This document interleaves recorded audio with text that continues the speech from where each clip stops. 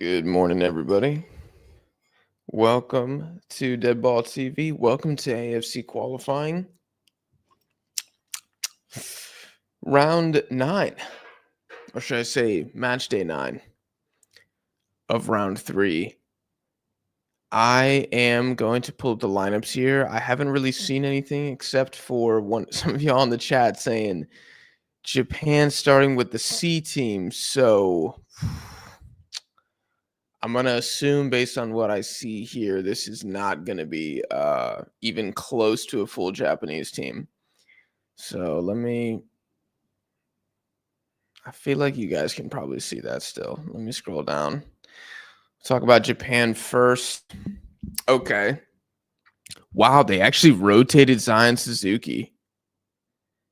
Interesting. I think I disagree with that. Machida, Watanabe, Sekine. Yeah. So Watanabe, if you guys don't know, he's playing in Belgium. Very good center back, I would argue. Can you guys tell that it's kind of early here and I haven't had a sip of coffee? Yeah, Watanabe plays for Genk, good player. I'm not surprised that he got the start here. I think his club form deserves that. Machida, I think he's the most underrated center back in Asia. I think he should be the starter of Japan's full strength anyways, so I'm cool with that. Sekine, I mean, he's like a worse Seiya Maikuma. So, I feel like Maikuma probably should start here because I think he's probably the backup right back, or maybe even Sugawara. I know Southampton were terrible, but still. This seems to say that Kaishu Sano is a right mid / right wing back here because Japan are still playing with the back three. I'm pretty sure he's like an out and out CDM, so that's kind of interesting. Joel Fujita, who you guys will know if you've been watching the Japanese youth teams, is finally breaking in here, so that's kind of cool to see.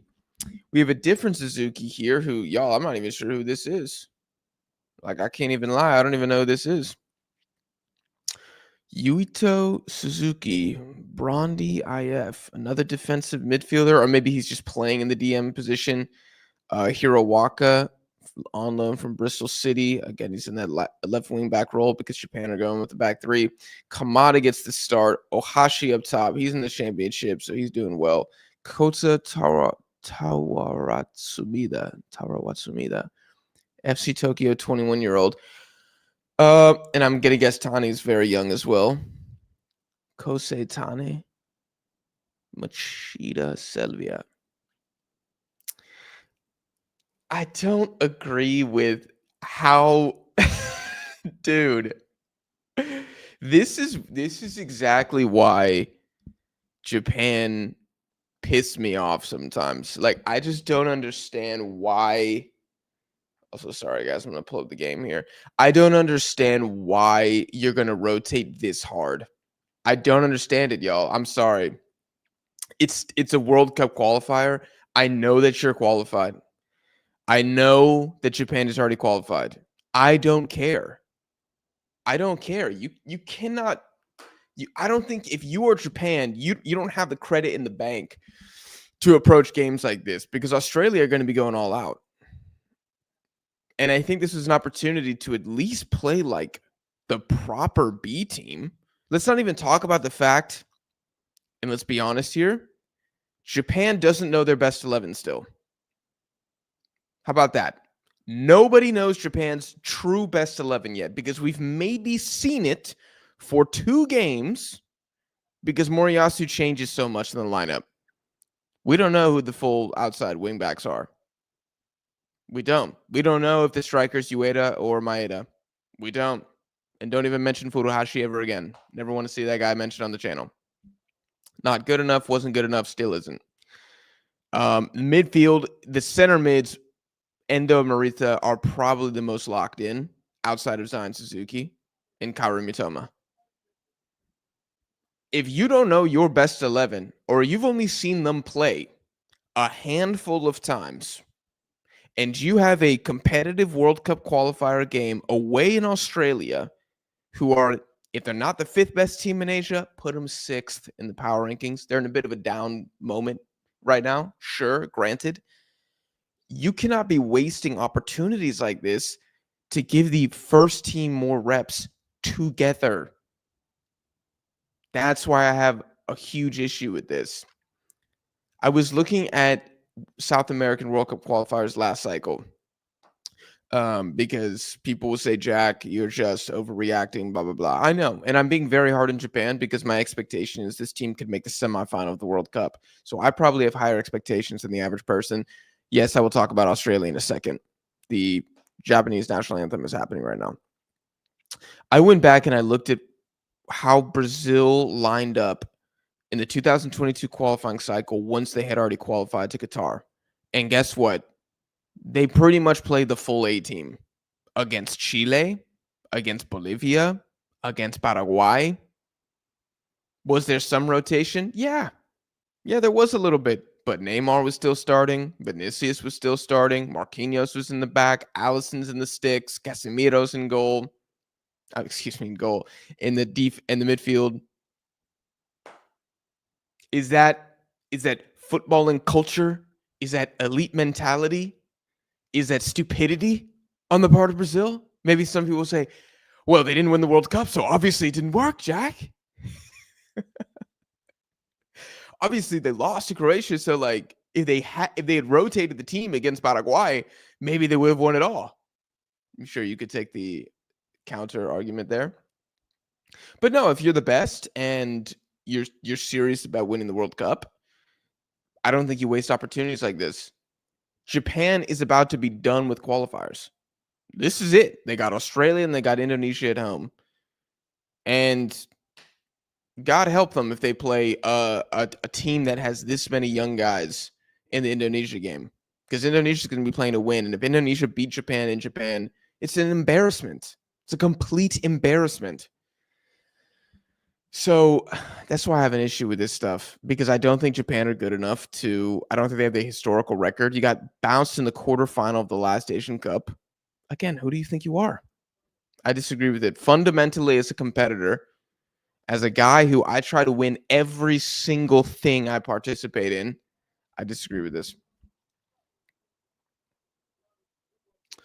Sorry, I know I just spazzed there. I do want to talk about, I definitely do want to talk about Japanese, my favorite Japanese creator. Y'all are not ready for me to be fluent in Japanese. It's gonna be crazy. Okay, I'm looking at Australia's lineup here on the TV. They have Alessandro Cercati starting at the right wing position. That cannot be true. Are they going with a back three? Interesting. I'm gonna have to look at this for a second. Miguel, good to see you in the chat. No, Jackson Irvine broke his foot or his ankle. So he's out for both of these games and probably a little bit more. Japan versus Mexico. See, Japan versus Mexico would have been a better time to play all these C team guys, because it's a friendly. This is a World Cup qualifier, man. Australia is going to be going all out at home. We already saw Japan fumble in the last super harsh competitive environment they were in when they played Iran at the Asian Cup. Like, does anybody think they've done enough? Wow. Wow. Suzuki is a striker, just got transferred to Freiburg, where Doan is right now. Oh, yes, I did see that. Doan's on the way out. A lot of these European teams, like Swedish, Belgian, Dutch especially, I swear it's like as soon as they sell the Japanese player, they got another one coming in, like almost immediately. Yeah, I don't know if that's too small for me to see. I will talk about Australia's lineup here. Matty Ryan in gold. No real surprise, though I think Gauchi was serviceable when he was playing for them. He had a good game against Japan the first time. Metcalf, Burgess, Degenek, I'm not sure exactly how to pronounce it. I'm really surprised Jason Garia is not starting. To my understanding, he's on the bench. That's kind of a crazy decision to me. I think he's been probably their best in the back three that we've seen so far. Certainly their best center back. I know he can play right back as well, but Lewis Miller, I think, has been Australia's best player outside of Jackson Irvine in qualifying. Aziz Behich still starting another qualifying cycle. My man's still out there at left back for Australia. He doesn't have to play Takafusa Kubo, doesn't have to play Junya Ito, doesn't have to play Ritsu Doan. So he'll probably feel a little fortunate today that defensively he's not going to be tested as much as he could have been. O'Neal and Boyle playing in the no, this has to be wrong. Boyle has to be here and Teague has to be here. Also, I still don't understand what's happening with Serkati, because the FotMob also has him as an attacking midfielder. We've just had kickoff, folks. I'm gonna scroll up on the FotMob in a second. And Borello, I believe he is. I think he has either Italian or Spanish ancestry. Is starting at the striker position. Okay, let me change it back to this so that you guys can. And my timer will probably start going at some point, so don't worry, guys.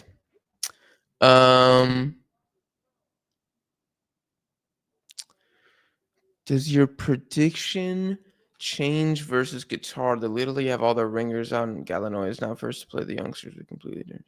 Oh no, I still think Iran are going to get a draw or maybe even win. I think if Galinoy beats Qatar later today, big dub.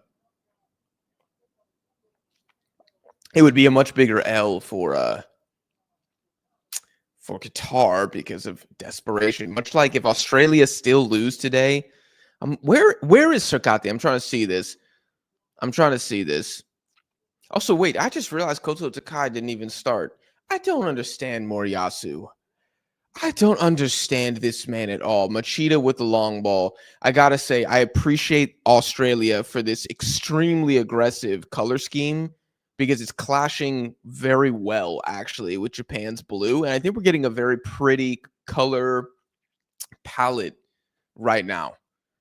Nobody's blending in with the grass. Camera quality looks good. So shout out to both of these teams because I do not have the biggest television to watch these games on anymore because as you guys know, I'm a nomad and I don't have a home. So I appreciate when everything's like this. Makes it easier.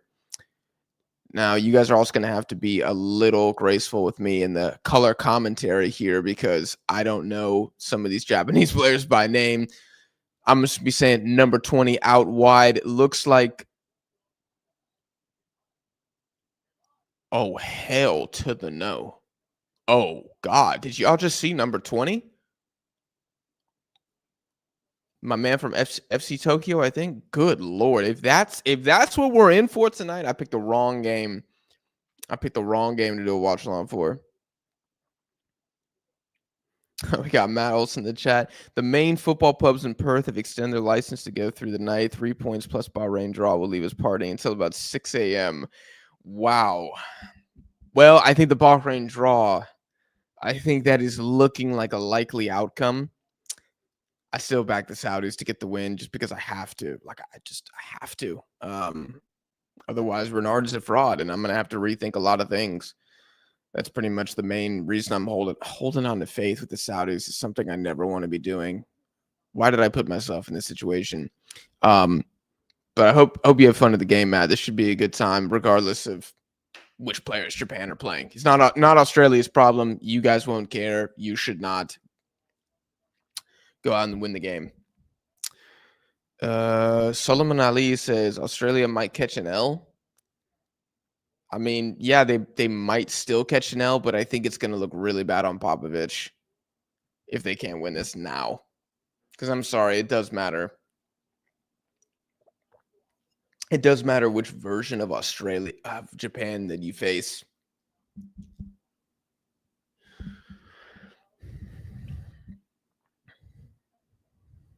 I wonder how aggressive Australia will go because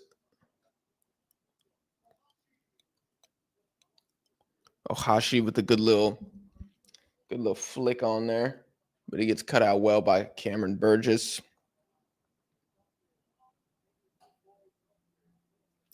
Yeah, all right, we're gonna have to go to school, start learning these names. Hirakawa. is number 11. Sano on the ball.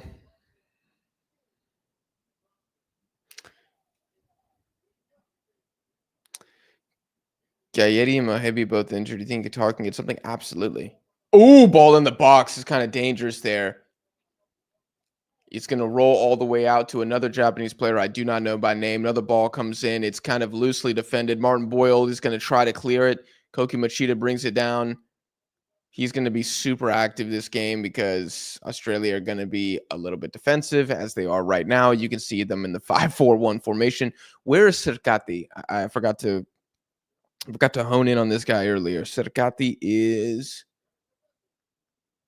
I can't see number 23. Dispossessed. That's a great tackle. That's a great tackle. Dude, Kota has had two of the shittiest crosses I've ever seen in my life in the opening 5 minutes. Are you serious? I mean, this is really bad. Crunching tackle by Kamada and Lewis Miller there. Super good. Super, super good. It looks like Lewis Miller going with a little bit of the blonde hair here. I mean, he doesn't have much hair, but it is blonde now.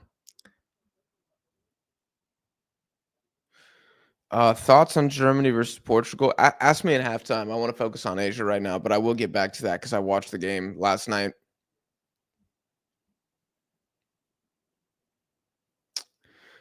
Same with Spurs questions. I'm happy to talk about Postecoglou. I mean, I guess I can talk about that because it's slightly relevant. He is Australian.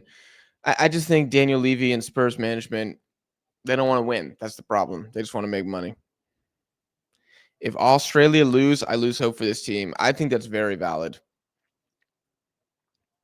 The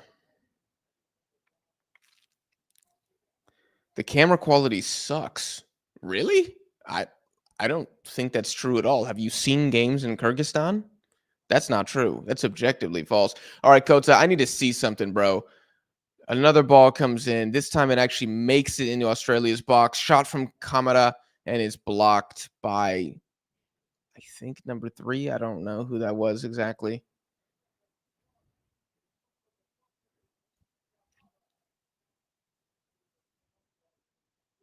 Where can I watch the match?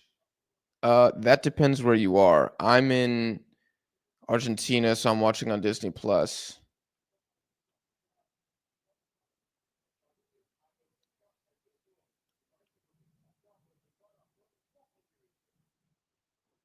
Okay, Cercati is in the back 3. That makes sense. I was like, why is FootMob telling me he's playing attacking midfielder?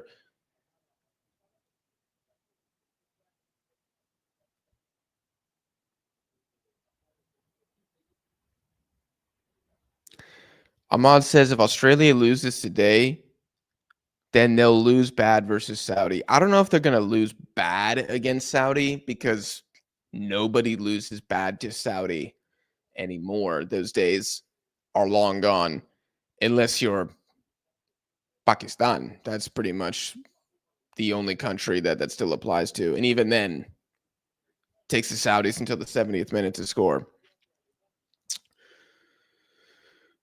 Okay. A couple headers here and there. Watanabe with a good win. Japan winning the ball back, rotating it. Who was that? That was the other CDM I'm not familiar with. Suzuki won it back there.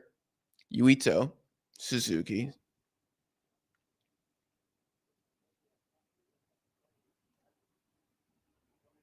Is Japan playing a B team? Empty. They're playing arguably worse than the B team.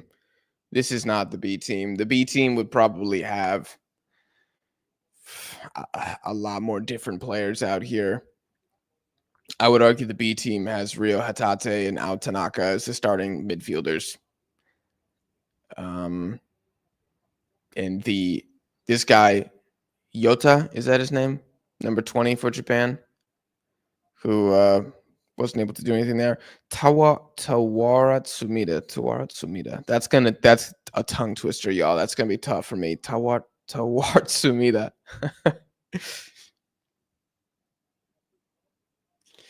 Korea Republic versus Iraq is going to be awesome. Yes, it is. I'm very, very excited for that match. Australia 0 shots on Japan C team. Damn, bro. Damn, IDK. Give them time. It's only the 10th minute. It's only the 10th minute. Also, if Australia get 5 shots in this game, that's a dub. But this is looking like 0-0 certified, bro. Although I think if it's scoreless late, Japan still win it because I'm assuming, and getting in the mind of Hajime Moriyasu is a very scary thing, but I'm assuming that he will sub on some of the better players in like the 80th minute or something. I'm assuming a little bit more here if I can. There we go. That probably looks better. Ah, nope, that's too much. There we go. That probably looks better for y'all. Good little duel with Sarkati there.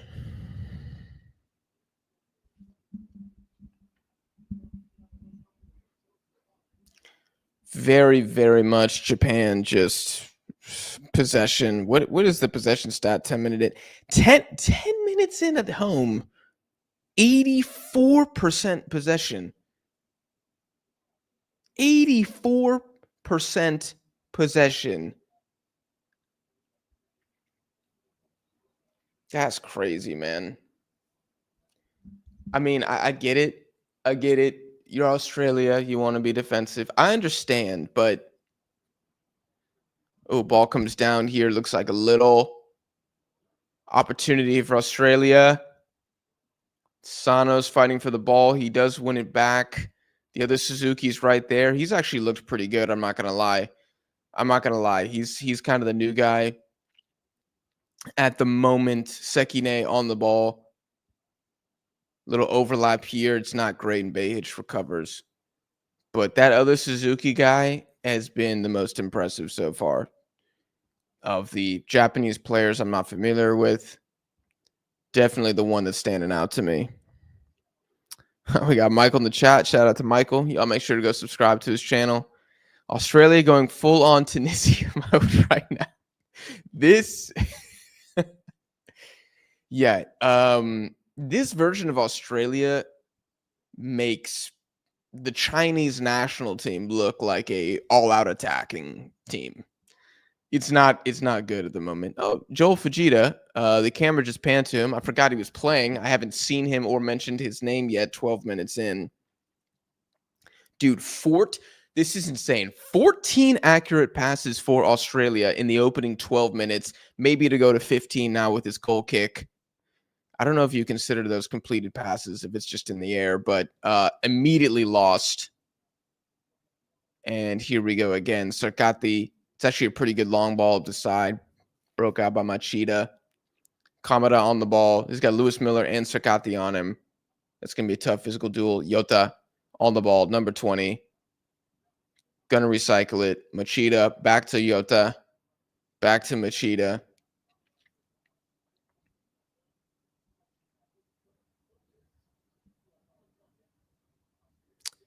Kamada. Wearing the captain's armband. Just noticed that. He has a shot. Pass comes in that hits the ref. And it's going to be a drop ball. Even though Hashi will get on it. Let's see. Got Riley McGree right next to him.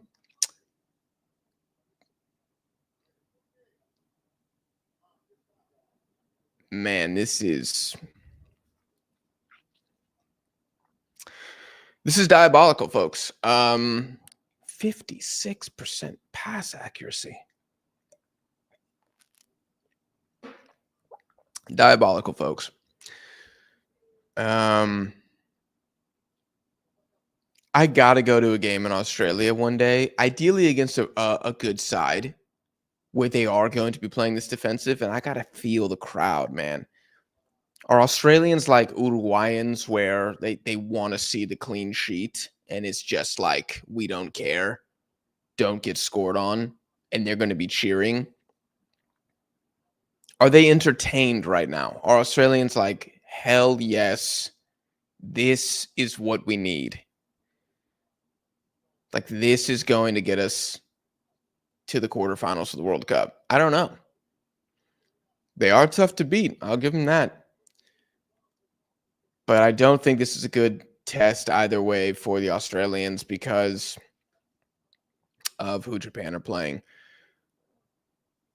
Though so far the Popovich game plan is basically get a draw.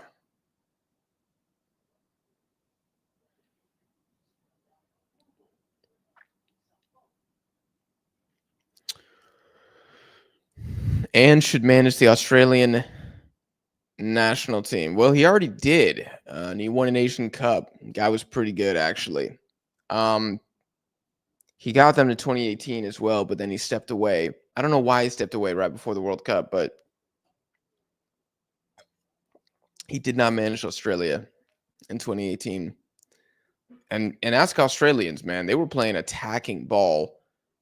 The argument is that Ange had a better Australian generation, which I think is fair, that could play attacking football. Uh, good Lord Almighty. Another cross, this time from Ohashi, the striker. He's in a wide position, goes straight out of bounds. So I think that's 3 Japanese crosses that have gone straight out of bounds, Hiroki Ito style, in the opening 15 minutes. Looks like Machida just got hit in the balls. I don't know. He's gone down. Kind of lucky that the ref stopped it there. That was a bit of an opportunity.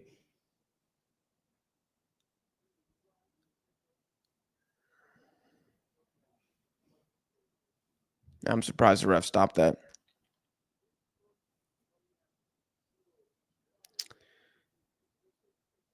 Golden Pearl just says Australia thumbs up. So I guess Golden Pearl is Australian, or at the very least, rooting for Australia to get something here. Even if I'm in favor of Japan, I hope that Australia will go to the World Cup in the 3rd round. Look at that sportsmanship there. You know, the world doesn't have enough of that anymore. Let me see. Ball comes through. Machida cuts it out. Dude, I just don't even know. Sakati tries to hit it up.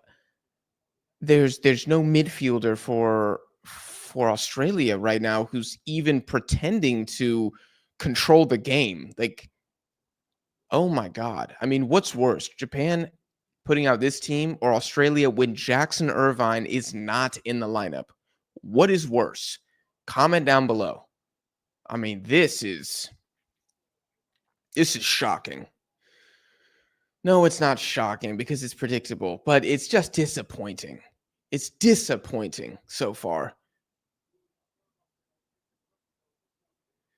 Okay, ball getting rotated. There's some semblance of an Australian press when Japan go all the way back, but not even. It's pretty soft press.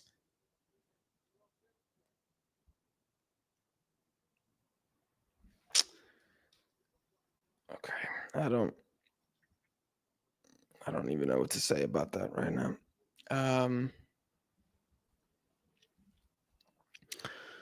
Okay, I think this is where's Joe Fujita? Oh, he's kind of moved to the right wing position. You know, kind of typical of Moriyasu ball. We can see the Japanese being a bit flexible in their positions. Joe Fujita will overlap. Suzuki will drop down. Ohashi will go wide. Kota will go middle. Like there's a lot of fluidity here. And I'm sorry that I'm talking 80% about Japan here. I would love to be talking about Australia more, guys, but there's nothing for me to say. Like there's okay, and Sargati with another back pass. Matty Ryan just heaves it up, and Machida wins it out of bounds. Throw in for Australia.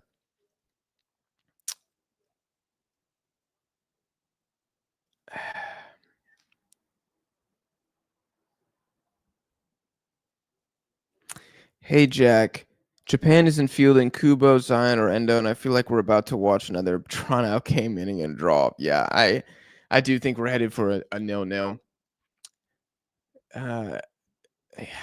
I think a draw was always the safe bet given the absences from both teams, but I still thought Japan would take this game more seriously and were more likely to get a win, certainly than Australia. I do still maintain that if this is goalless in the 75th minute and Moriyasu does make a couple aggressive substitutions, I do think Japan can still win this. But yeah, it looks like we're get comfortable, everybody, because I don't know how much action we're about to see. No shots on target in the opening 20. No shots for Australia, period, in the opening 20. No shots of any real quality in the opening 20. Australia are a rough watch, man. They are a rough national team to watch. A Deuce says Australia looking for that 1 point, nothing more. Absolutely. Um, absolutely. That's what they're looking for. Australians just happy to be there. I don't think they're just happy to be there. They're just playing the numbers game. They're saying, okay, if we get 2 points, we're good. So instead of like actively trying to beat Japan, they're just going to try to draw both games against Japan and the Saudis and then go through. It just might not be enough. If Bahrain lose to the Saudis later, then I think everybody's going to be looking at this Australia performance and say, should have gone for it more. I mean, I'm talking in the 20th minute. A lot could change here. I just don't think it will because Australia are very, very steady Eddie. I mean, basically, the Matty Ryan goal kicks are like the most advanced that Australia get in the pitch, but they haven't been able to even bring those down because Japan have some pretty tall physical center backs. And then Japan just win it back immediately off the goal kick. And here we go again. Here's Machida basically playing left back. He actually puts in a pretty good ball this time, but there's too much sauce on it. Ryan collects. It's out to Miller. I think this is McGree on the ball, number 13. I think it's McGree. I think I recognize those tattoos. Sorry, O'Neal. Aiden O'Neal.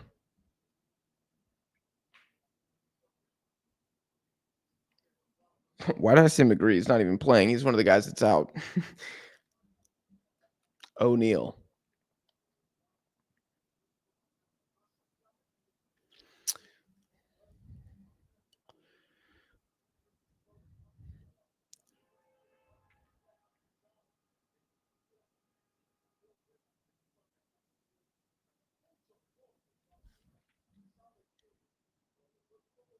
Tony plays like Talajic, not going to lie. Yeah, I mean, he's just a defensive Aussie, man. He's defensive Aussie. There's rare giveaway here from Japan. Australia try to pounce, but they can't because, well, they just can't really seem to do anything except defend right now. Ball comes in, blocked by Bayhich. Thank God that was blocked by Bayhich. I thought that was another ball that just went straight out of bounds. I'm losing faith here, y'all. If Australia can't win this match, how even is Indonesia? I don't understand what that means. In terms of points,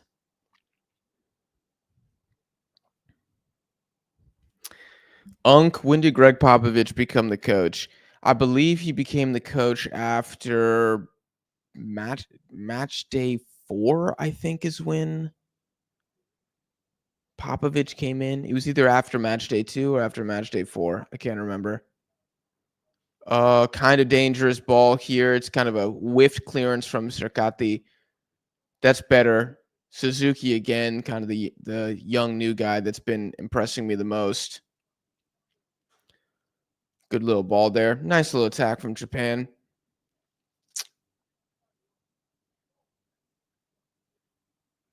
Looks like a pretty full house for Australia. Camera just did a zoom out on the stadium. Ball comes in. It's won by Australia. Suzuki still on the ball. He's going to take a shot. It's blocked.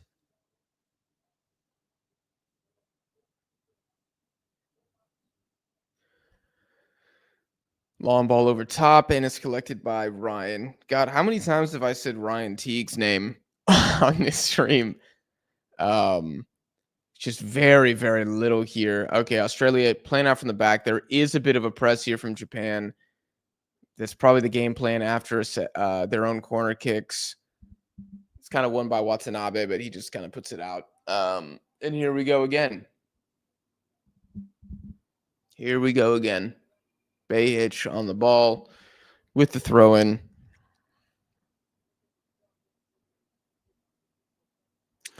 Moriyasu might be a worse coach than Galinoy.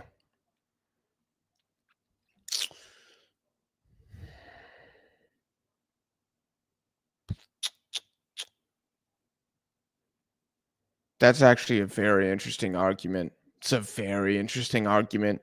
I mean, Galinoy ate his lunch at the Asian Cup. Ate his lunch. Moriyasu has zero like tactics at all. He's just like a vibes dude. Like he's the Japanese Ancelotti, but like in a bad way. I don't care how many names he writes in his death note. It doesn't make him a good manager.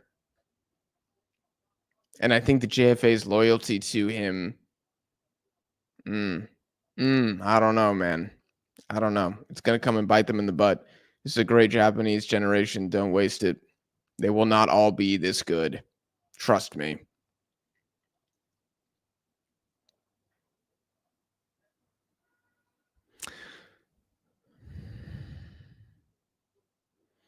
Matthew says, put McGree in the midfield. Is McGree straight up injured or did he make the call up? Let me see. He is on the bench along with Mitchell Dude. Cáceres, Rolls, Garia. Not a ton of options there. Zuriel says I picked the wrong game. I didn't pick the wrong game. I just picked the early game. These are the best streams for me to do, actually, because you guys can't spoil anything from the other games. I'm like terrified to do the games that are at 3 in the afternoon. Terrified. Because I know the first freaking message I'm going to see from the chat is, did you see Oman beat Jordan 2-0? And I'm going to be like, I hate everything.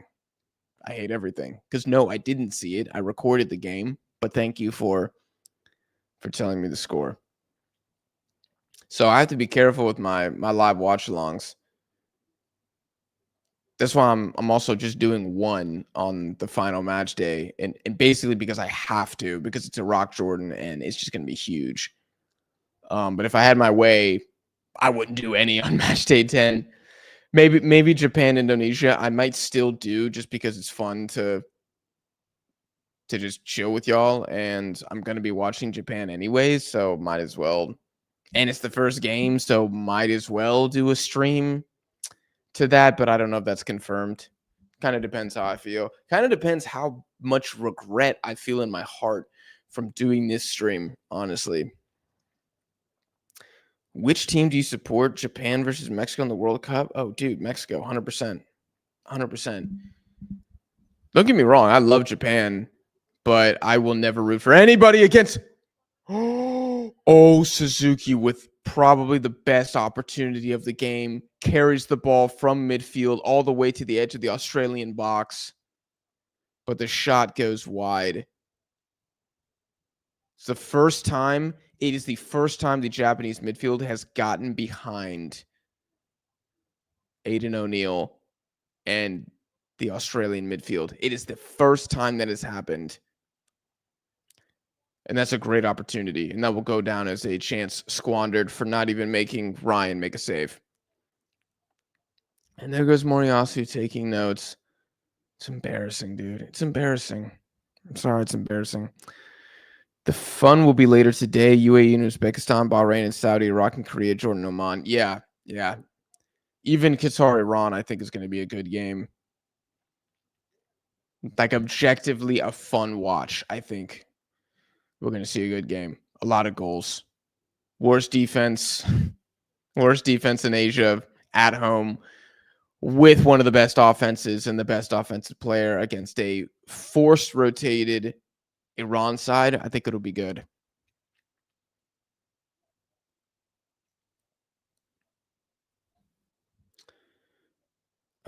This Aussie performance, a lot of down, and then a couple up emojis from IDK. Hisham says this is a hard match as a neutral POV. Yeah, I can imagine.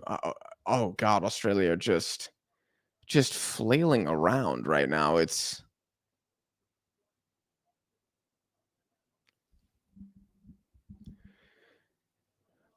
brother, there is nothing here. We're 30 minutes in. Have y'all seen Naruto? Have y'all seen Naruto, the original one? Y'all remember when Itachi puts Kakashi in the Genjutsu where he's on the cross and gets stabbed repeatedly for what feels like, I think it feels like 3 days or 30 hours, but in reality it's been like 5 seconds in the real world. That's pretty much how I feel right now watching Australia versus Japan. What is the name of that genjutsu? One of y'all's a nerd. I know I got some hella nerds in this chat right now. Somebody comment the name of that genjutsu. God, I used to Tsukuyomi? Is that it? Anyways, that's how I feel. Christian saying the fact that this match has such significant repercussions for the group is disgusting. It is disgusting. It is appalling.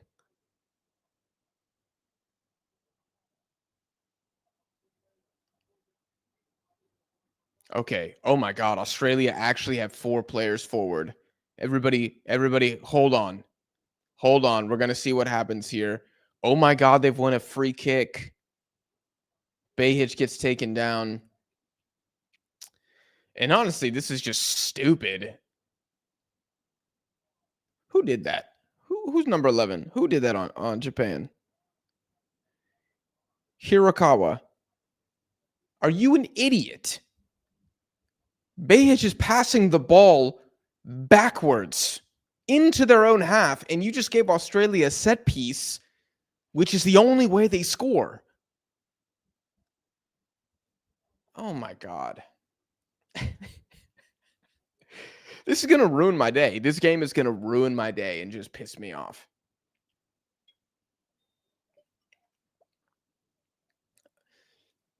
I swear if Australia play this short, you cannot play this short. It's actually a pretty good looking ball. It goes behind, and we're going to have an Australian corner. Bless the gods above.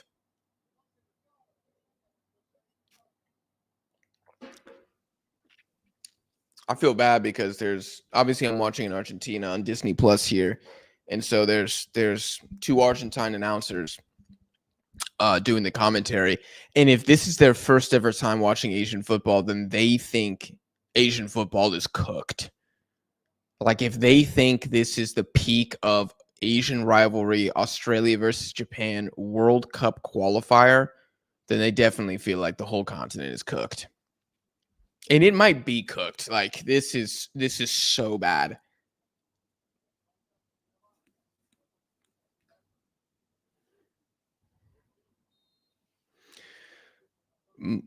Corner comes in. Oh, it's actually a pretty good flick on. I don't know who that was. Metcalf, I think. Yeah, pretty good flick on. Mook says, what if this game is a draw? Saudi Arabia draw Bahrain, Indonesia win against China, then match day 10, Indonesia beat Japan and Saudi beat Australia. It will be historic. If Indonesia beat Japan in a World Cup qualifier, Moriyasu must be sacked. I do not care that they're already qualified. That is absolutely pathetic and embarrassing if that happens. So, Mooks, if your scenario goes down, Hajime Moriyasu must be sacked, first off. Second, hold on. Australia are actually doing something here. Oh my God, they progressed the ball in the box. Oh my God. And it's going to go all the way out. You got to be kidding me. Aiden O'Neal actually does pretty well there. It's kind of some shite one-on-one marking. I couldn't tell who was doing it from Japan. Fujita there. Honestly, Fujita gets extremely. That's actually a corner kick. That's the wrong call. It goes off Fujita's foot. That was terrible tackling, bro. You're gonna let a guy just walk into your box like that? Oh my gosh, Japan might have something here. It's a 3-on-3. Kamada kind of slows it down, and now Australia have 7 guys behind. Big cross here. Big cross here. Lewis Miller's 1-on-1 against Yota. Is it Yota or Yuta? He's going to put the ball in. It's blocked again. If the Saudis beat Australia too, then I think Popovich is under huge heat, depending on what happens in this game. And you forgot to mention Bahrain. I guess they have to win out, don't they? Maybe there's a world in which Bahrain. Yeah, no, Bahrain can take 4 if Indonesia lose twice. Bahrain can take 4 if Indonesia lose twice. But the likelihood of that is low with China away. Although I'm about to turn on the China game next, y'all. I feel like they're gonna get something. Ball comes in. It's a decent cross here. Oh my God. Machida almost gets there. Good ball from number 8. Suzuki again. Oh, Machida just misses it. Australia in 1998 can beat 2025 Japan easy. This 2025 Japan, I think Chile would probably beat this Japanese team right now. Peak Japan with the A team, I don't think so. Saying easy is hella disrespectful. No, it would not be easy.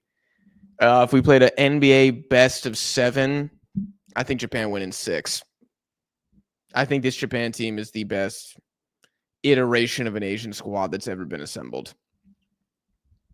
Now, will they go on to achieve what they should?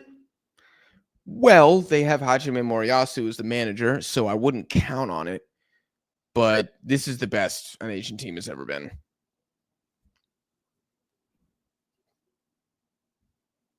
I wonder how many people would disagree on me there. Like, do people think 2002 South Korea is better than Japan right now? They had more success at the World Cup, but to say that they're, oh my gosh, almost a long shot goes in. Oh, that's the other guy that's new. Hold on.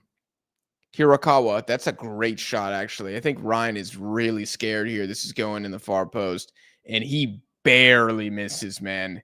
He barely misses this shot. Okay, a little bit of life in the game in the last 5 minutes. Thank the Lord above. Clip says, glad I chose this game to help me fall asleep. Yeah, this is NyQuil right here. Usman's national team report. Appreciate the super chat. Thoughts on Joel Fujita?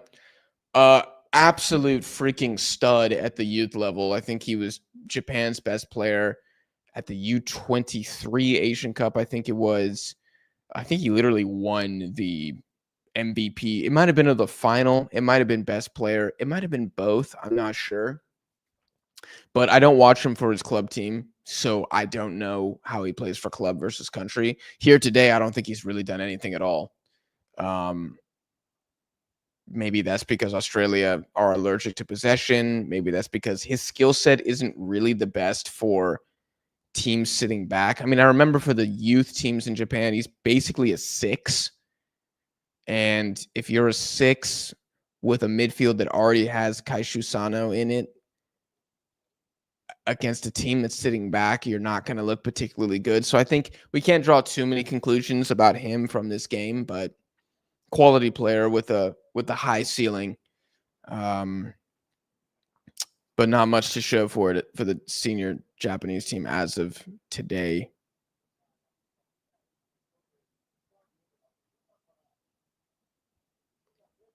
Empty says he is St. Truden's best player at the moment. Interesting.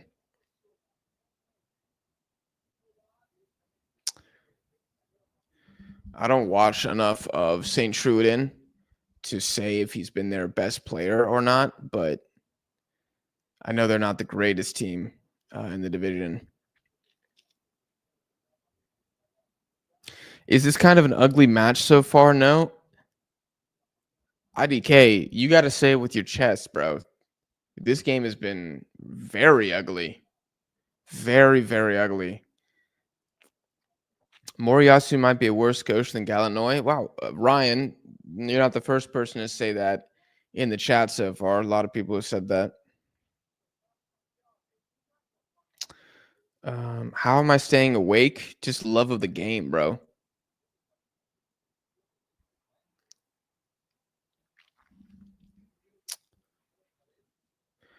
Uh, why isn't Australia pressing harder? Uh, Sorry, you guys are telling me to put the chat on delay. I'm reading the chat on delay right now. That's the irony in this. And still, man, I mean, I know mods, y'all doing your best, but there are still those who slip through the cracks every once in a while, and I'm gonna be pretty devastated if it happens. Maybe I'll have a change of heart, and maybe I'll be like, all right, guys, live watch along, Australia, Saudi Arabia. No, I'm kidding. I will never, ever, ever, ever do a live watch along of that fixture.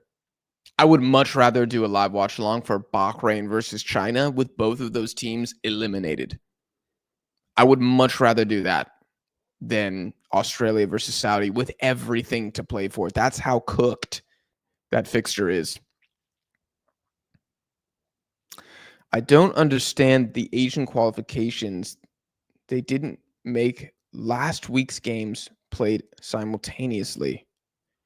Okay, Adam, I think you're trying to say the match day 10 games are not all at the same time. I think that's what you're saying doesn't make sense to you. To which I say I'm okay with it because as a viewer, it would be a terrible experience if all were happening at the same time. In terms of corruption, they probably should be happening simultaneously, but hey man, this is Asia. You know things happen here. Wow, really? Japanese enchilada in a bad way is also widely used between Japanese football fans? Is that serious? That is so funny. Ethan, this is just dry so far, bro. It is like some potatoes that you left in the oven for 4 hours on maximum heat. It's dry, it's charred, it's got no flavor. I'm trying to add some salt to it, but it's just really not helping. Neither is olive oil. It's a really, really desolate situation here. Um, oh my God, Japan might have a break, except, ooh, number two, the guy whose name I can never remember for Australia, with a good intervention there. Ohashi might have been away. Allegri would be proud of this Australia performance. He is probably, not only is he proud of this Australian performance, I wouldn't be surprised if he was making the case to ownership right now that they need to sign 5 Australian players in the offseason. He's probably saying, get in Aiden O'Neill right now. I need him. He's the key to the midfield. We will win the Serie A title if you guys bring him in. And he'll only cost like 1.5 mil. Kamada with some nice happy feet. Shot went wide though. It'd be great if Matt Ryan was actually forced to make saves. Oh, it was a corner, so I'm assuming it was blocked, but it didn't look like Matty Ryan blocked it, so it must have been somebody else. Ball comes in again here. It's cleared by looks like Bayic, but I can't tell. Shot comes in again. There we go. An actual save from Ryan this time.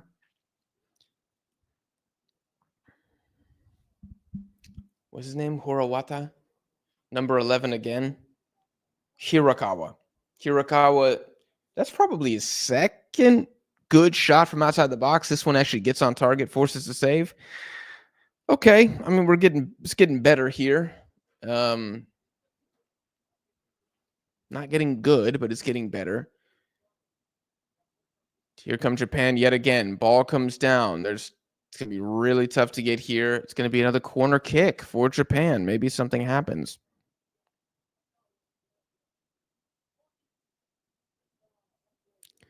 Peter says dead game for real. Yep.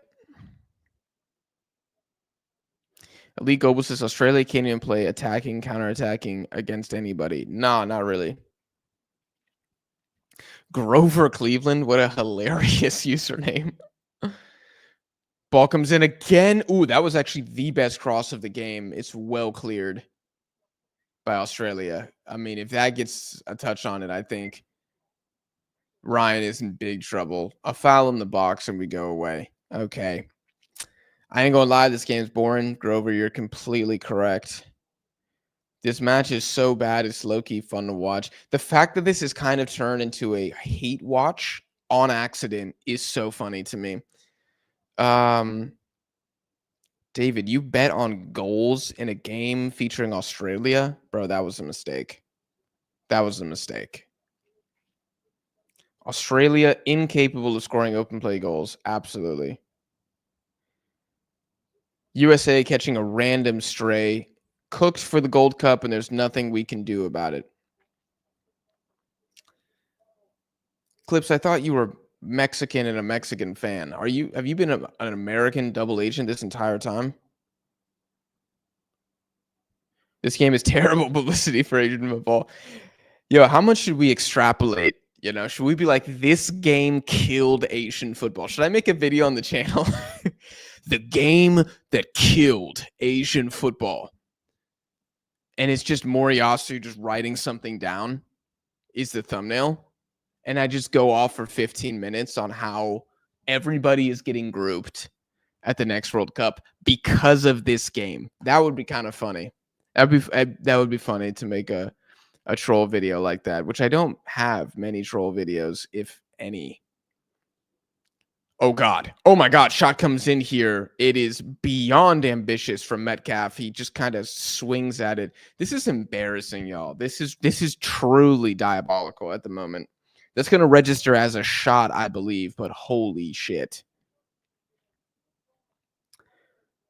Okay, that is wow. Okay, that's halftime. Halfway through the game, y'all. We're almost there.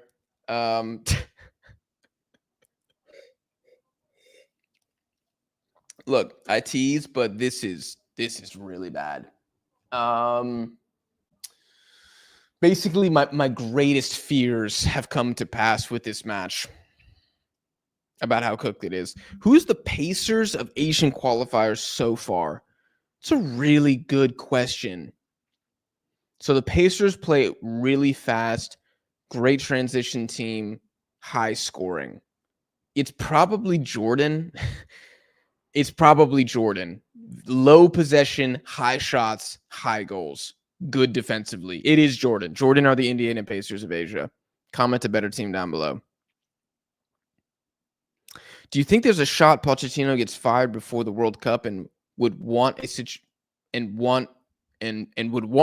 wait, what? And there would be a situation that would have to happen for that to happen. Sorry, that's some crazy grammar there. Is there a situation? Yes.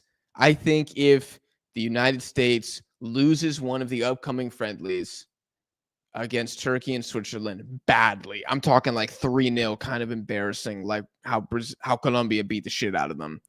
And if they lose to either Trinidad or Haiti at the next Gold Cup and if they get grouped, he's fired. If they get grouped, he's fired. If he makes the quarterfinals and loses to who's in Canada's group, Honduras, I think he's on the thinnest of thin ice. And I truly think that even like another really bad friendly result would leave him to be sacked. I said this when Pochettino was hired. You can check the channel. I said if they don't win the Nations League and they don't win the Gold Cup, he should be sacked. And my American buddies were in disbelief. They said, no, Jack, it's the World Cup. That's all that matters. Clearly, Japan agreed because they've wiped their ass with another Asian Cup qualifier. Though they're still the much better team, despite wiping their ass with the game, which speaks a lot to Australia. Just a bunch of track and field athletes out here for the Aussies. Not a single footballer in sight. That's the only situation I would see Pochettino getting sacked. Couldn't find a more dull match to do play-by-play. I literally could not have. If this game had been happening simultaneously as anything else, y'all, I wouldn't have done it. It was just it does matter. Australia is still in this. They're fighting for direct qualification. And it was the first game. There's nothing else happening. So I was like, okay, I'll do it now. But this just looks so bad. But if this was on at the same time as Uzbekistan, UAE, I would never, ever have done this live watch along. What city is this match being played in? It's in Perth. I'm so frustrated with Japan's C team. No one can score a goal. It's almost like we're getting mad for no reason. But still, it's just some hot garbage right here. My dream is for the U.S. Men's national team to be disbanded. You're not alone in that. Trapso says, dog, it's 6 a.m. That's brutal, man. That is brutal. You are a true soldier for getting up at 6 a.m. to watch this game. Yeah, because it's just awful. I mean, I'm looking at the stats here. 9 shots total, 7 for Japan, 1 on target. That was Hirakawa outside of the box. What do we even talk about here? 95 passes for Australia, 300 for Japan, 0 fouls committed by Australia.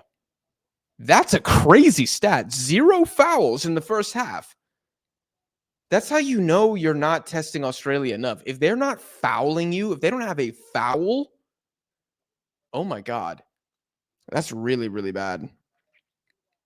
I'm watching the highlights now on my TV, and they just played the replay of Kota's 2 crosses that literally were pure ass. This is just so embarrassing. 0 offsides, 5 corners for Japan, 1 for Australia. 4 of those shots for Japan, of Japan's 7, have come from outside the box because they're not really getting anything inside the box. Aerial duels are almost even. 1 successful dribble in the first half from Japan. 3 for Australia, which is interesting. They're probably counting the Metcalf dribble and maybe the... Did Aiden O'Neal have a dribble? He did have a dribble. Those are probably being considered successful dribbles. A lot more duels won for Australia. 20 ground duels to Japan's 7. That's not surprising at all. That's what happens when you have 25% possession. Jack, which 4 to 5 AFC teams will qualify if the format was same as in 2022, in your opinion? Thank you for this question, James. This is going to give me a little bit of life here. Japan would qualify. Iran would qualify.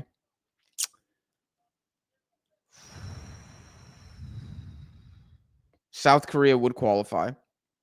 South Korea would qualify. They would be good enough. So that leaves the spots open for 1 more team plus the playoff team. I'm going to say, oh, good Lord. I'm going to say Jordan and Australia make it. I think those would be the final 2 teams. I don't think Uzbekistan in the old format could do it because I don't think they win enough games against good teams. I don't think they do. Uzbekistan's win record against good national teams is very, very bad, y'all. And their record against the best teams in Asia is really bad as well. I know they've got 3 draws against Iran in the last 4 or whatever it may be, and that is great, but they haven't been able to beat them, and I don't think they've been the better team in any of the games.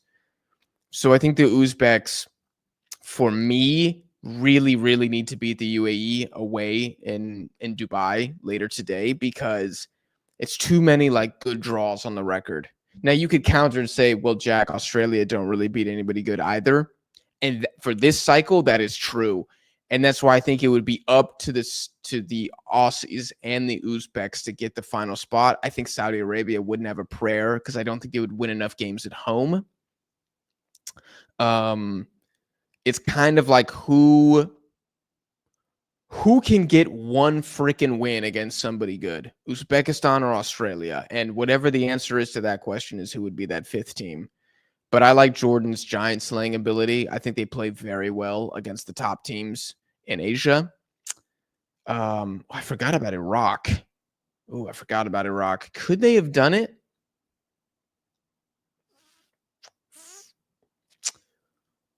I don't know, man. Their Basra form hasn't been the best,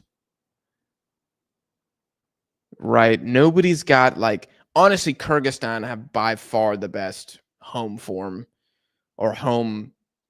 What would I say? Home advantage, not home form. Home advantage of any Asian team. Like those guys are demons up in Bishkek, but like Iraq, they haven't been scary in Basra yet. They haven't been scary. 2 wins, 2 draws, scraping by Palestine, surviving, clawing against Oman at home. I don't think they could do it. I think they would be eliminated. Good question, though.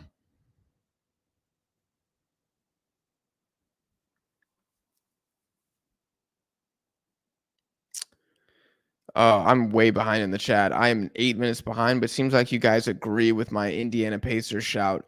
For sure, Jordan are the Indiana Pacers. Who's the Oklahoma City Thunder? It's Japan, isn't it? It's Japan, isn't it? Complete team, head to toe. Oh, just my camera a little bit. Head to toe, good starting five, good defensively, score a shit ton. Japan and the Thunder. I guess that would make my Cleveland Cavaliers. Saudi Arabia? I don't know. Frauds is basically what I'm saying. This is so funny. Asian football's cooked with this match.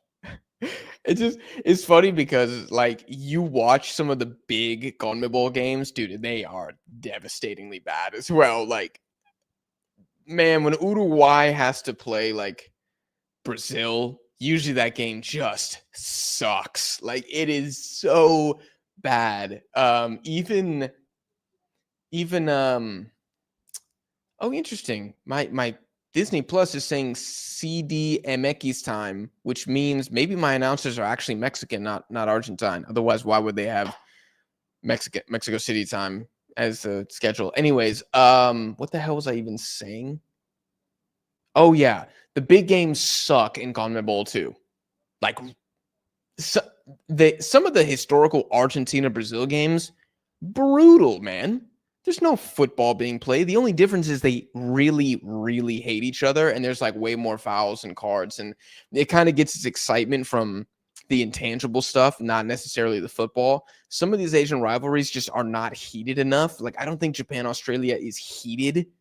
So when the footy's not good, it's a bad game. Really, really bad game. You don't get the animosity that you get in CONMEBOL.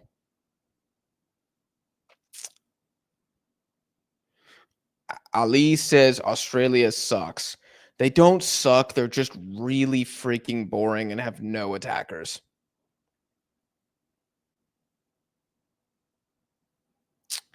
Who's going to be the first Asian team to win a World Cup? The only Asian team that even has a prayer is Japan.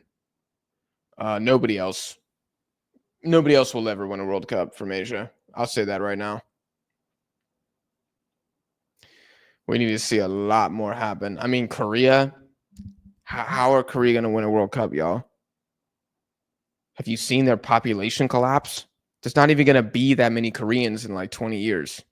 So I know it's really, really, this just got serious. This just got really gloomy, but they better win a freaking Asian Cup like now because there's going to come a time when Korea's not going to be a power anymore because the population is so small. And hopefully it bounces back, but we're going to be so dead at that point, it won't matter.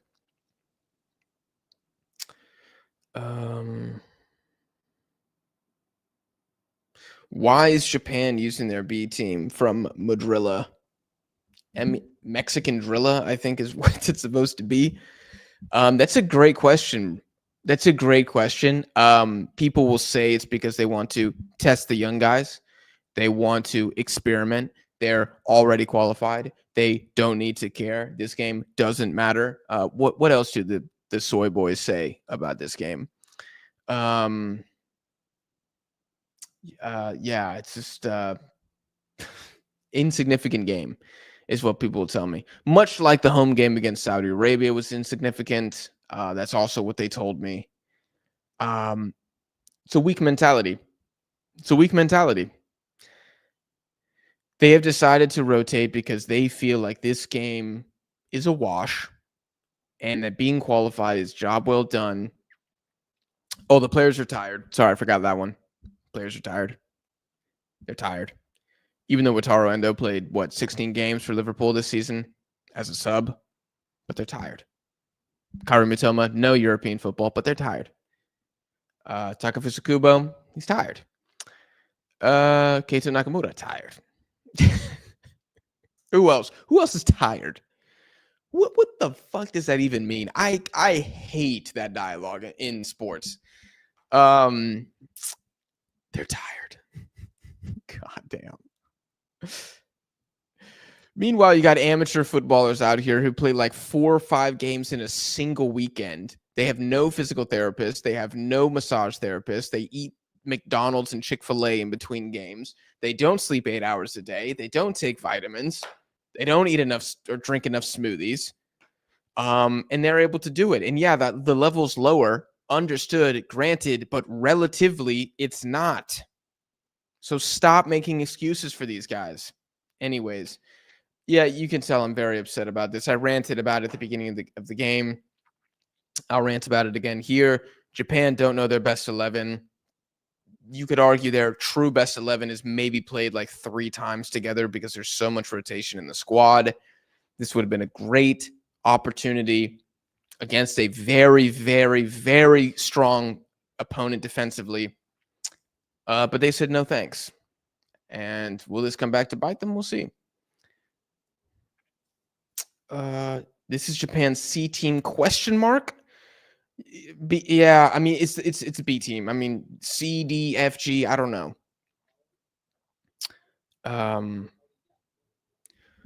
Caronia says most dangerous team is Trinidad and Tobago. See, that's not true. I don't think that's true.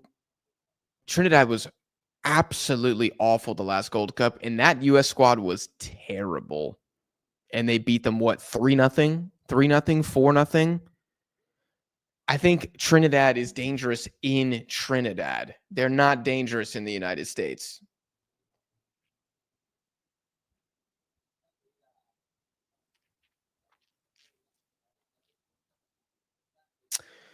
Kazemaru says, just random question. Georgia plays Faroe Islands today and Cape Verde next. With all due respect, I feel like playing weaker teams than us don't do any good. Is every country like this? Are you Georgian? Very interesting. Does it do you any good? Well, Cape Verde is a very good matchup. That's a strong African team. The problem with friendlies against African nations, I don't know why this happens, but it's a huge CAF issue, probably because they don't pay the players half the time, is you never, ever seem to play the A team. That's why when you scrimmage Ghana or Nigeria, it's a bit of a risk because Lord knows you're getting 4 guys who are nowhere near the A team. And honestly, 4 would be a pretty good return. It just seems endemic inside CAF. I remember when Mexico played Cameroon too. Like Embuemo started, and that was like kind of it from the regular starters. And it was like, this is bad. When Ghana played the United States, that was a terrible Ghana side. It was really, really bad. So that's a CAF issue. But that aside, the sun it's 9:15. The sun has finally risen in Buenos Aires. I think Cape Verde is a really good matchup. Faroe Islands is y'all probably did that for cash, in which case, yes, that is common. A lot of national teams will play lower opposition, honestly, to kind of sell tickets, get the vibes up, and make money. Although I'm not sure how wealthy the Faroe Islands is. I'm sure they got money, but like their GDP per capita is probably insane. But how strong is their overall economy? I don't even know what you do in the Faroe Islands. But yeah, I can see how you think it's a waste of time. It kind of is. But now the Cape Verde match. That's a good game for Georgia. Can Kyrgyzstan leapfrog Qatar? Yes, but they have to win twice. Qatar have to lose twice.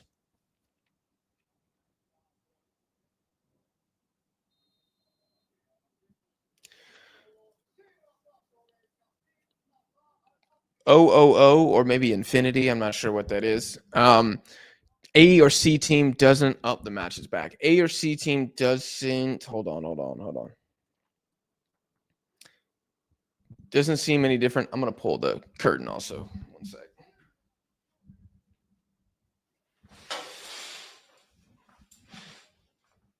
So the light of the gods is not just shining on my face the entire time. No, you're right, dude. The first game in Japan was not good, which is another reason to go out and beat Australia because you couldn't beat them, even though Japan were by far the better team. And there's context there. Like I think Australia were unbelievably lucky in that match, but still, they didn't lose. So Japan, go beat them. Go beat them. And then if you want to rest again against Indonesia, you can do that. But this is why I disagree with the rotation fundamentally.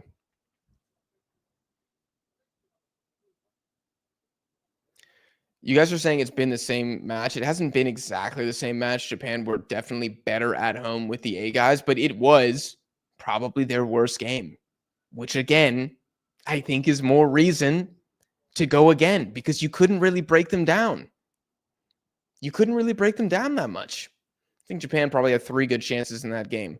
So it kind of sounds like you need more practice against a really good low block, doesn't it? Doesn't it sound like that? No, let's play the kids from the J League.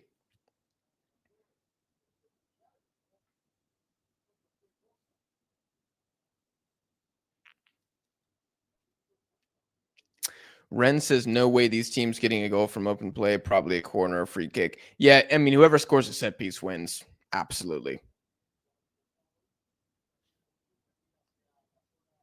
How down bad are India? Depths of hell. We're never going to see the India national team again.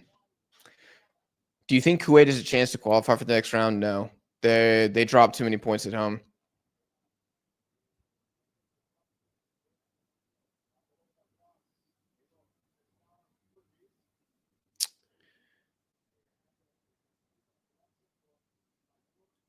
Moriyasu is brain dead. It's just it.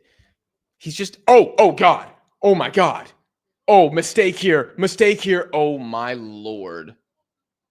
What was that shot from Aziz Behich? That is diabolically bad. But Japan make a mistake in the back. It's a terrible pass from their goalkeeper. I don't know who recovers this for them. Sekine, I think. Oh, no, it's Watanabe. Saves Japan right there. That was almost a disaster. He's not brain dead. He's just not a tactico at all.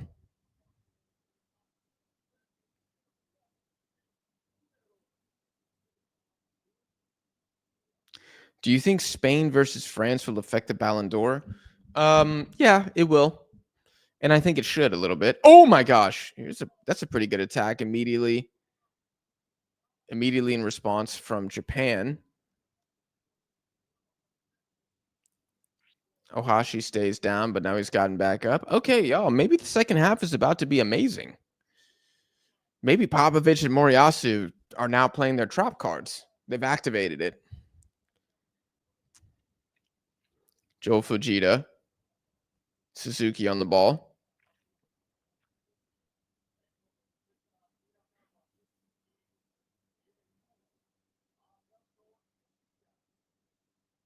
Back to Fujita.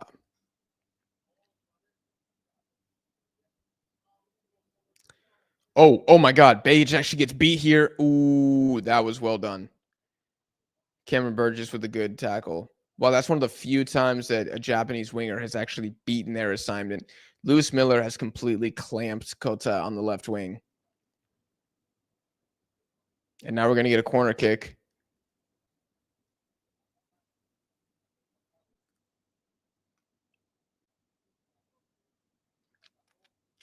Bro, there's just no goal scorers in this team, man. There's just no goal scorers. How many goals combined do both of these starting 11s have? I'd be shocked if it's more than... Well, actually, Martin Boyle's out there, so he by himself probably has, what, 15 for Australia? Maybe 20? Suzuki looks good, man. This guy looks good. Taking a couple Australian defenders to get him off the ball. He looks good. He almost looks like a better winger than these other wingers right now for Japan.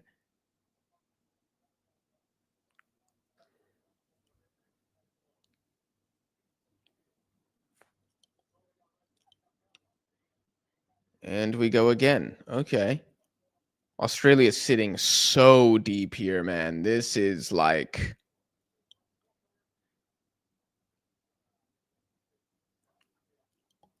oh, ooh, good idea. Good idea from Japan.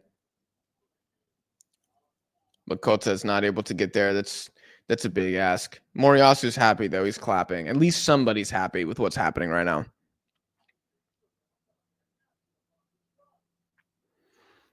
Oh, Yumu Seko's on for Koki Machida. Okay, I thought that there was a change going on.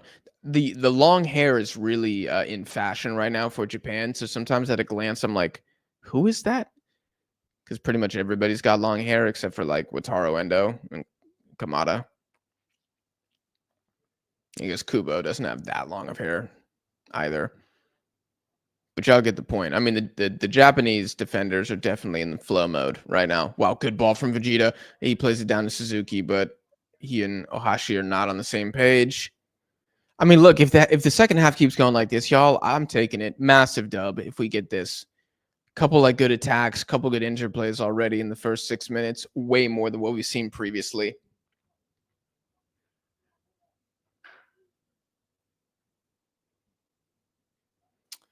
I'm giving myself a little more water here. Actually, I'm going to put the mic down for this before I break something.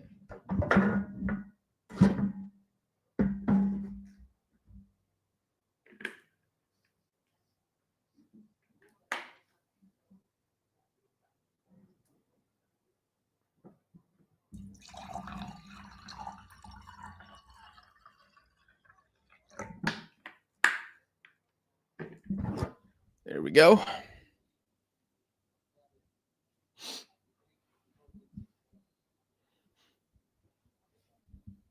I try to not drink caffeine immediately after I wake up.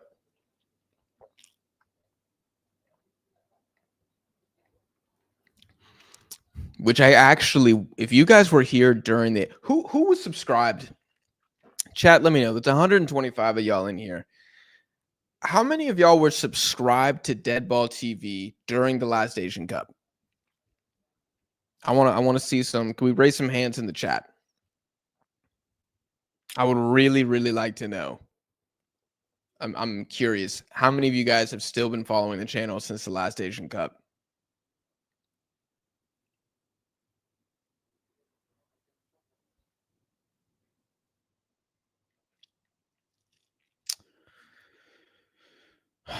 Sachiko says, hating Moriyasu right now. You are not the only one, brother.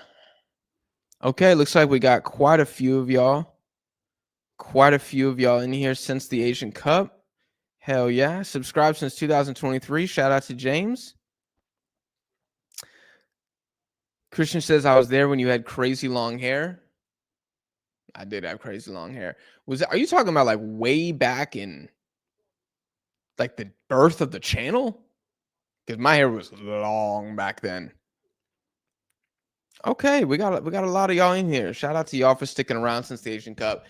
Everybody who's not subscribed right now, you're seeing all the people that have stuck around, which means occasionally I say something entertaining or educational or both. So I invite you now to also subscribe. So the next Asian Cup in Saudi Arabia, which I will be going to, you won't miss any of that coverage either. That's going to be difficult for me to like juggle the in-person versus the streams. I'm going to have to be a little selective with that, but we'll make it work. And yes, I am bringing the Asian Cup Bracket Challenge back, this time with actually more resources to make sure it works. Well, if you guys, for those of you who were here in the Asian Cup, you remember that I think I was doing like 2 live streams a day, sometimes 3. There were a couple of days I did 2 Asian Cup watch-alongs and then an AFCON watch-along. And I had to get up at 4 in the morning for most of the games, and I wouldn't drink coffee. I would just drink water, or I would have like some BCAAs, branched chain amino acids, just to like get something like tasty, or I would have kombucha. And that would be like, all right, power through. I can do 1 live without caffeine. And it was kinda hard for, like, the first 2, but then I got in the flow, and I'm trying to do that, I try to do that with these too. No, I didn't have to wake up at 4 today. I woke up at 7:45, so it wasn't quite as bad, but, I just feel a lot better if I don't wake up and immediately drink a coffee. Like, when I was in college, man, I would go straight to the dining first off, I would eat, like, no BS, like, 8 chicken breasts a day. Like, it was wild because I had an unlimited meal plan at Ohio State, so I would just walk in there and I would just feast. Oh, this is a really good ball here. Oh, how she can't get there.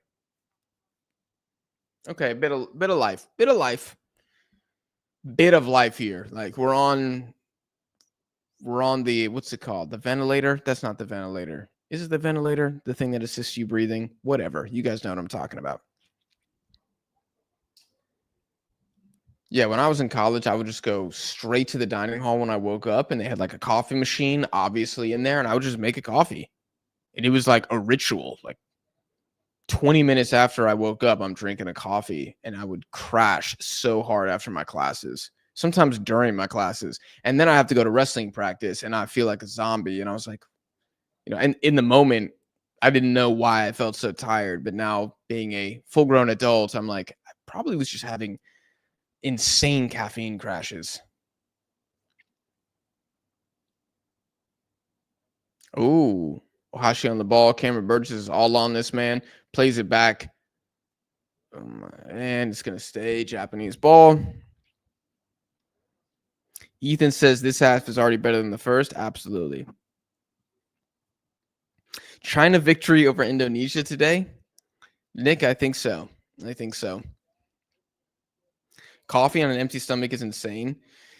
See, now I think that it's a bad idea. But in the moment, I remember there was like a lot of, intermittent fasting and like, yeah, caffeine, it improves focus. And, obviously I'm studying. So I'm writing a lot of papers, and because I studied politics and history. So I did have exams, but what I really had was papers on papers on papers. And so I would have to just post up at the library for like 6 hours, read about politics in the Middle East. Yeah, fun topic. Really, really simple, fun, easy to understand, not complicated at all, no conflicting sources. Everybody agrees exactly on what's happened in the Middle East. And then I would have to write a paper about it. So yeah, I was drinking like, I mean, it's dining hall coffee, so it was weak as hell. Much like this game, weak as hell. But I was still drinking like 4 cups a day, maybe even 5 of like weak ass coffee. The human body at like 20 years old is indestructible, man. It's insane. I used to take a scoop of pre-workout and then like take a shot of vodka. Not consecutively, obviously. One scoop of pre-workout is enough. I wasn't that stupid. But yeah, me and my boys weren't feeling it before we went out. It was like, all right, let's pound some pre-workout, and then like let's start the pregame then. And looking back, I'm like, oh my God, how did my heart not explode in my chest? I was a savage, dude. Those days are long gone. Now I'm pretty much drunk after like 4 shots, 5 shots. It's not good. It probably would be less if I was less in shape.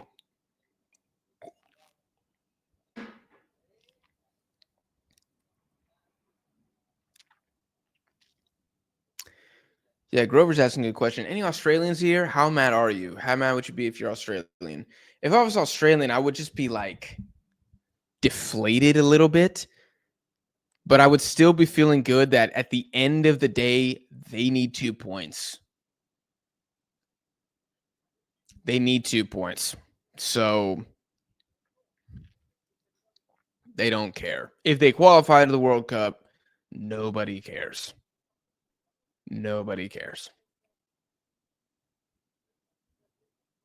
If they don't qualify, if they lose to Saudi Arabia, oh, this is good. Ohashi kind of one-on-one here. Lord almighty, that shot is garbage.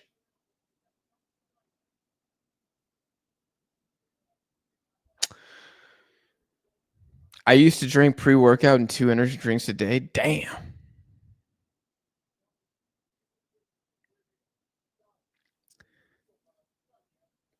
I can't do that stuff anymore, like the Bang energies and whatnot. It's kinda scary. Ahmed says, "I saw some year 10 smoking shisha in the bathroom in Kuwait." Interesting. I'm sure they were. I'm sure they were. I imagine that's a really, stressful.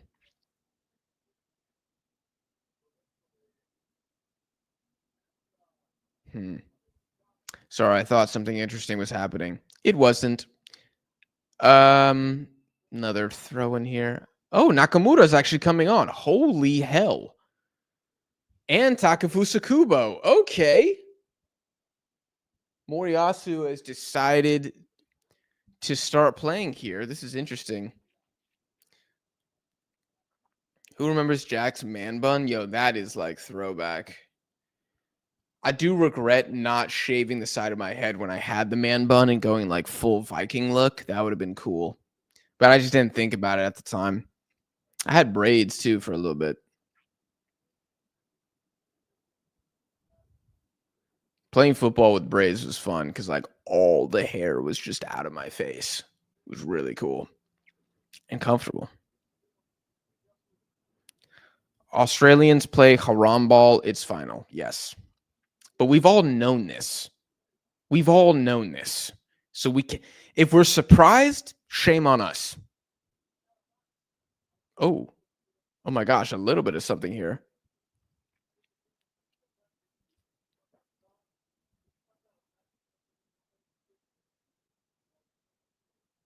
Even playing Kaishu Sano in this game, like he's not a creative midfielder at all. And Fujita's kind of like, sure, I guess he's kind of like a hybrid 8, granted. But can we get a goddamn cam in here? Like, I just don't understand. It's like Moriyasu doesn't know he's playing Australia. Ravens Medical, shout out for the super chat, dropping straight medical knowledge on us right now. The Purionese, I don't know what that is. And alkaloids and caffeine are as effective as branching and sleep regulation. Well, isn't caffeine terrible for sleep regulation? Isn't that the whole point? Why you're supposed to stop at like 2 p.m. because of the half-life? Jamshid says, Jack, do you plan to come to Tashkent where Uzbekistan versus guitar match will be played? Look, I would love to go to Tashkent, but flights from Buenos Aires to Tashkent are very expensive. And I don't know how I'm going to justify that to the missus, you know? Like, hey, babe, I'm going to Uzbekistan to watch them play guitar. God, I am too deep in this. Oh, maybe a mix-up here. Maybe a turnover here. Maybe a turnover here. Do Japan capitalize? Do Japan capital? No, they don't. No, they don't. Not at all.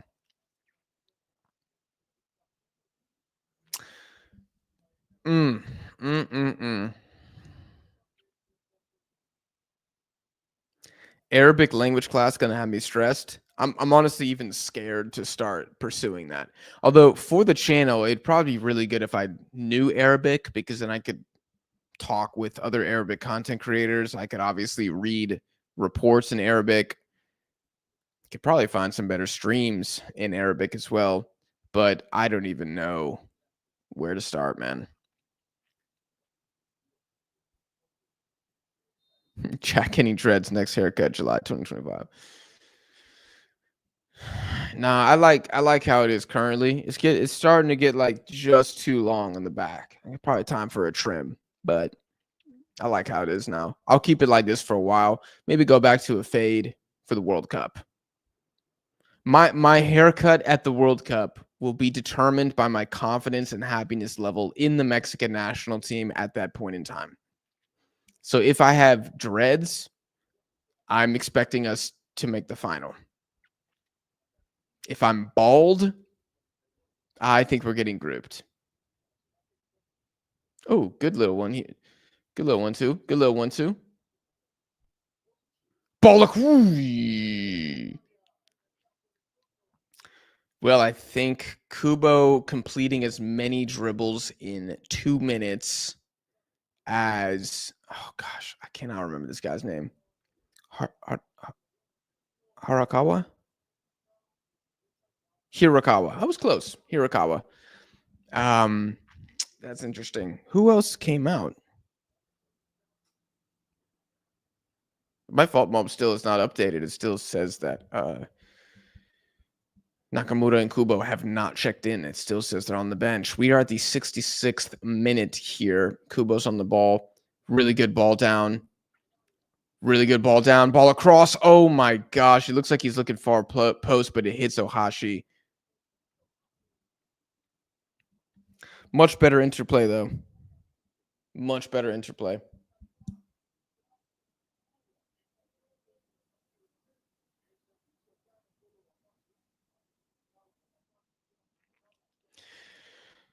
Grover says bleach the hair.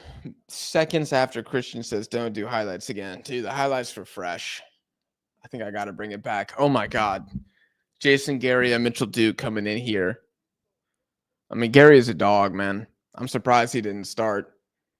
And I think Popovich has seen Japan make some subs, and he's like, okay, time to put a better defender out there.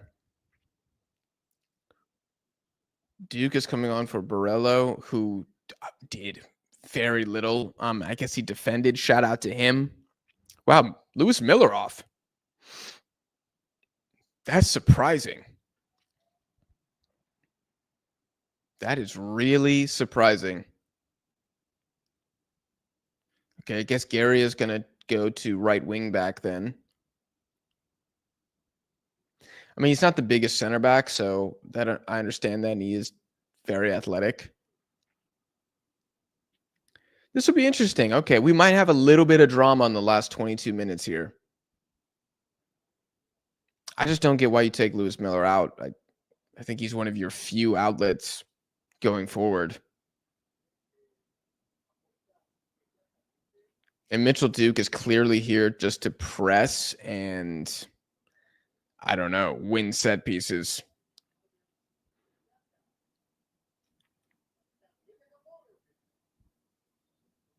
Jack need that Ochoa hair to win the World Cup. Yeah.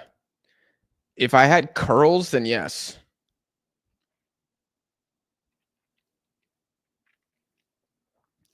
Oh, Watanabe's down.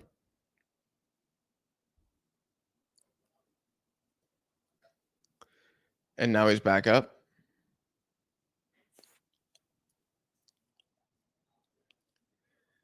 Okay, another substitution. Who is this? Number 18? I don't know who this is. I mean, Ohashi's off. Watanabe's also off, but who's coming in for Watanabe?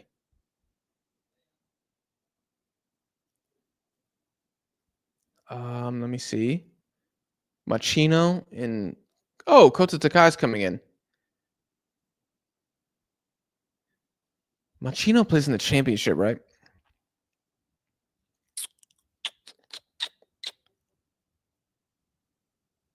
No, he plays in Germany. Holstein Kiel. Okay, 11 goals in the Bundesliga. Let's see it, bro. I don't know if it's Machino or it's definitely not Machino. It's probably Machino. I'm going to say Machino from now on. That sounds more Japanese. Machino sounds like he comes from Guadalajara. Okay, so some moderately aggressive substitutions here from Japan. Nakamura on the ball, back to Fujita. Nakamura again versus Garia. That's a great one-on-one battle out there. It's a great one-on-one battle. Circati with an interception. He's going to play it to O'Neal, who loses it immediately. Shot. Damn, Makino comes in and just shoots immediately. Like, literally does a 360 turn and shoot from outside the box. I guess I respect it.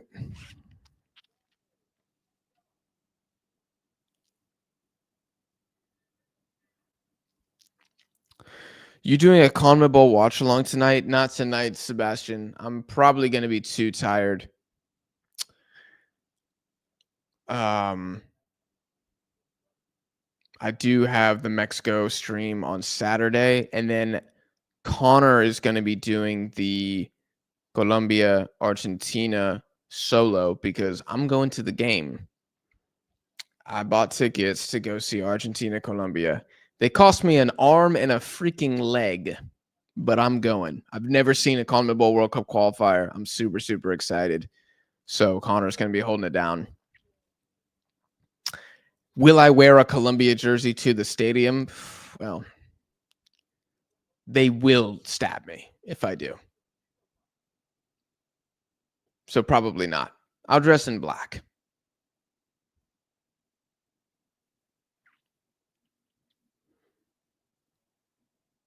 I will be watching Ecuador Brazil tonight, but I probably won't do a watch along.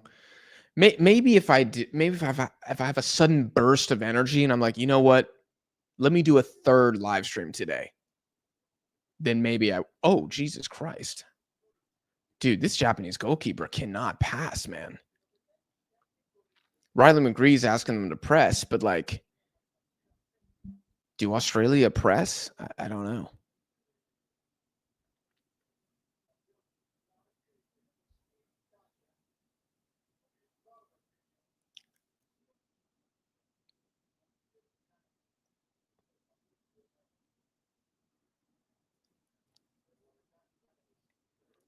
Wow, Kubota's okay. Japan win the ball back. There's not a lot of space here. If they can do a switch, Australia recover so fast. Like as soon as they're out of position, they get back so fast, man. They waste no time. They're a very organized team. Say what you will about the entertainment, but Osakate just gets blown by Nakamura there. Ooh, it almost finds. Who was on the far post?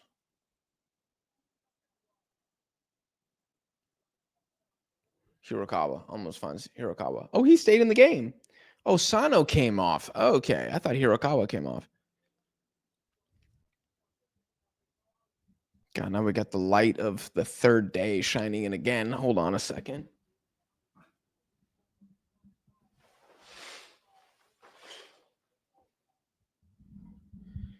Okay. It might still be shining in. No, I think we're okay here. Oh my gosh, the corner kick goes all the way through. Nakamura with a shot. It gets blocked.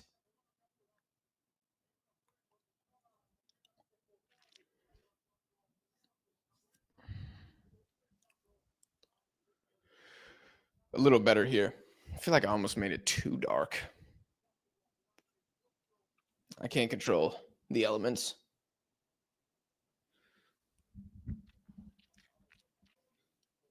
Nakamura had a pretty good season too for relegated ROMs. That team is so bad, man. Probably the worst midfield in France.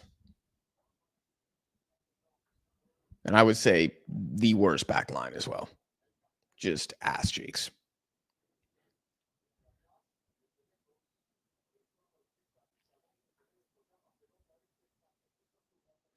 Kubo on the ball.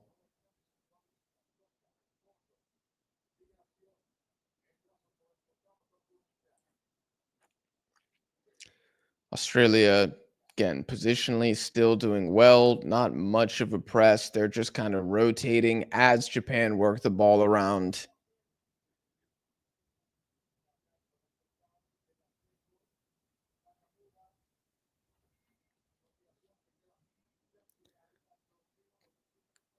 Yeah, Mitchell Duke does well there.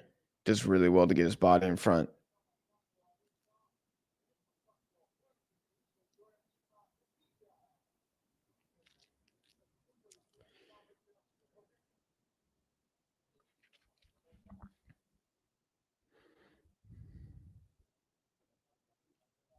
Jack looks Australian. I've never been told that in my life.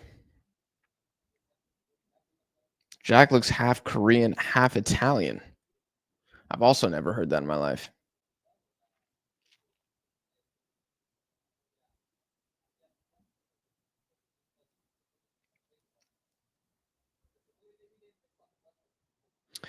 What do we have kicking off? When is Indonesia, China? That's in like 15 minutes, right?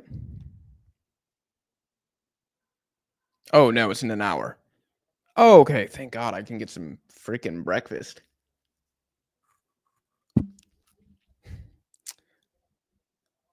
I think I'll have another cafe con leche.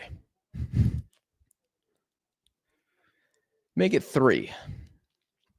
I just talked about caffeine, keeping it down. Yeah, Argentina's got great coffee, y'all. Japan has really good coffee, and I don't understand why. Um, like where they get their beans from, I don't know. Well, that was just a dumb foul. Mitchell Duke has been killed twice at midfield. I mean, he's doing his job. They're passing it to him. He's shielding the ball. He's getting fouled. Mitchell Duke has done his job. Slowing the game down, killing play, getting set pieces for Australia. If you task Mitchell Duke with that objective, he will get the job done. If you want him to like score a hat trick, it's probably not going to go well. 57,000 in attendance? I wonder how many are satisfied. I loved the canned coffee in Japan for some reason, not going to lie. Ooh, this could be dangerous. Ooh, this could be dangerous. Oh, Sarkati wins the second ball. But it's just not, it's a flick on. It's not really at the goal. And it's collected here.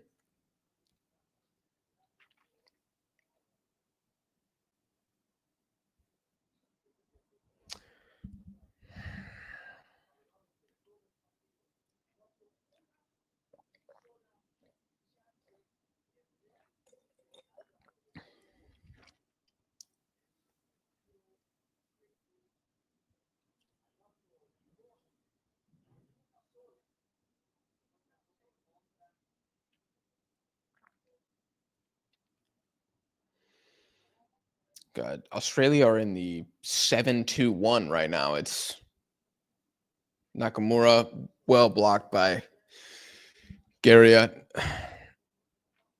Nakamura's looked good. Kubo's looked good. It's a very tame game. There's like no urgency from anyone.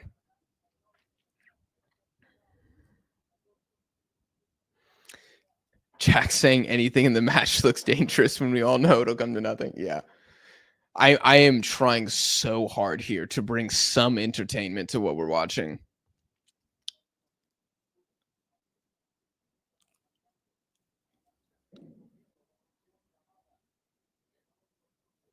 Suzuki is a bright spot. I will say that. He's been a bright spot. Everything else, I ain't so sure. Yo, Keito Nakamura stole my flow. What the hell? Yo. The guy took my haircut. I'm going to have to send him an invoice. Arzani coming in the game. Is this guy Iranian? He looks like he's Persian. If this guy was subbing in for Iran right now, I would not blink an eye. Arzani. I mean, it even sounds Iranian. What is his full name?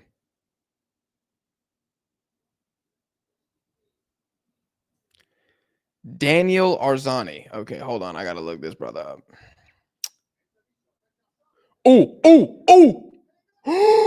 Oh my God, Kubo almost scores. Oh my goodness.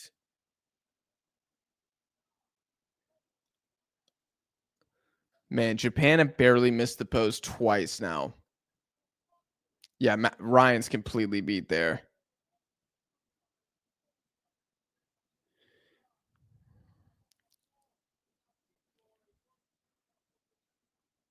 Whoa, he was actually born in Iran. Dude, he is Iranian. Oh, I'm too good, man. I know an Iranian when I see one. That's crazy. Shout out to me, dude. Asian ball knowledge is too high right now. It's way too high. Oh, this has been one of the This has been one of the games of all time. No adjective, just been one of the games of all time. Do I think someone will win with a last-minute penalty? God, that would be shocking, wouldn't it?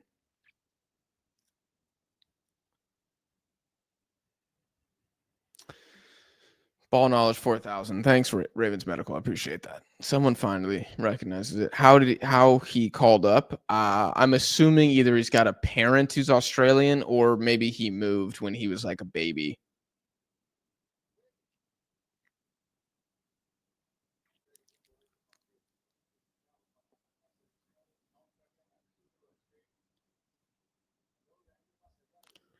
Oh, that's really good.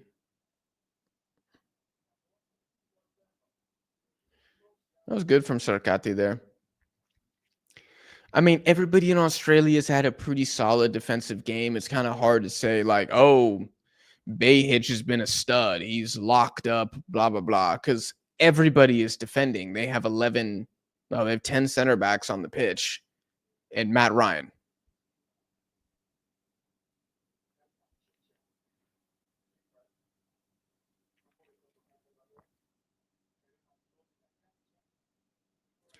Another ball inside the box. Ooh.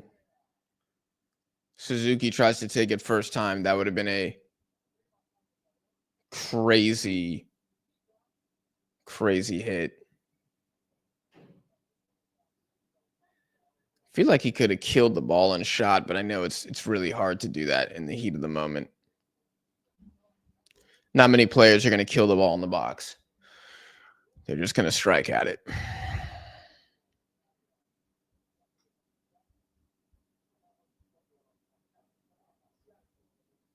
He moved to Australia when he was 7. There we go.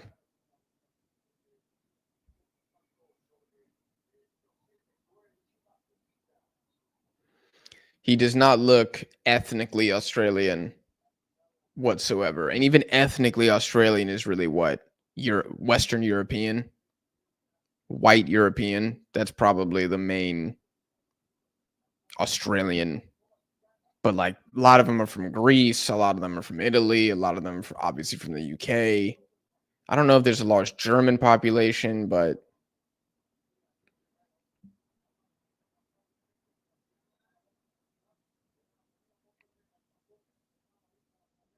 that man, nah, he was not Italian.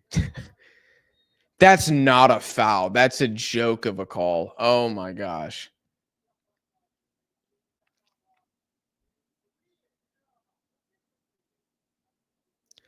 That's embarrassing from Bayhitch there.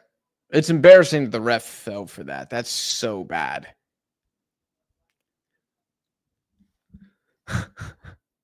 one of the games of all time.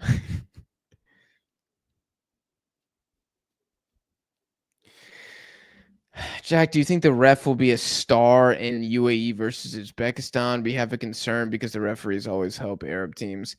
I don't know. I think that is so overblown, to be honest with you. I really, really do. If Uzbekistan don't win, it's not going to be because of the referee. I think Uzbekistan have benefited from some refereeing decisions in qualifying, just like other teams have.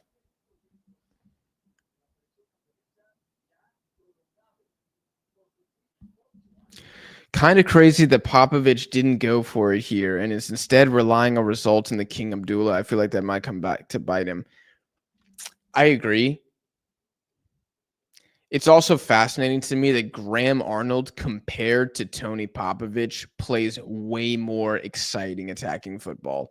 If Graham Arnold plays more exciting football than you, that is bad. But that's the case. I definitely preferred watching Australia under Graham Arnold than I do under Popovich. He has made them defensively more solid, sure. Sure, they were never not defensively solid though. Like it's like I don't know. It's like a new manager coming in to replace Moriyasu, and he's like, "Well, Japan are passing it well." It's like they've always passed the ball well. You didn't change anything. But the Tony Popovich experience has been diabolical from a viewership standpoint. It's so bad. Even against China, man. Dead as hell.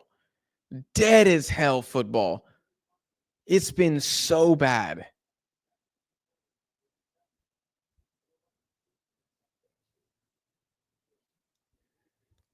I mean, if we're ranking the top 5 worst Asian qualifiers of this cycle, Australia probably got 3 of them, y'all. Probably got 3 of them. 3 of the 5 coming from one team. It's peak right now. Australia is literal prison FC. Yes. Both the national team and Australia as a country historically are both prison FC, bro. I would rather go to jail, actually, than have to watch the Saudi-Australian match happening on Tuesday. I just cannot. And I cannot recommend anybody for your mental health to watch that game. I think some Aussies might be having PTSD right now because this is about the moment when Kairi Mitoma beat them last time. So we'll see. Ball comes in.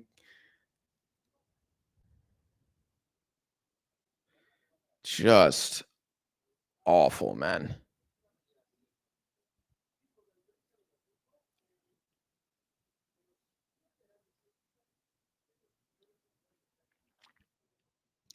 I mean, Australia will be defending for their lives here because if they drop points now, it kind of destroys their entire. How is that not a yellow card? Is the ref having a laugh? How is that not a yellow card? It's an intentional pull, automatic yellow every time. What are we doing? You can't just play on from that. It's an intentional yellow. Whatever.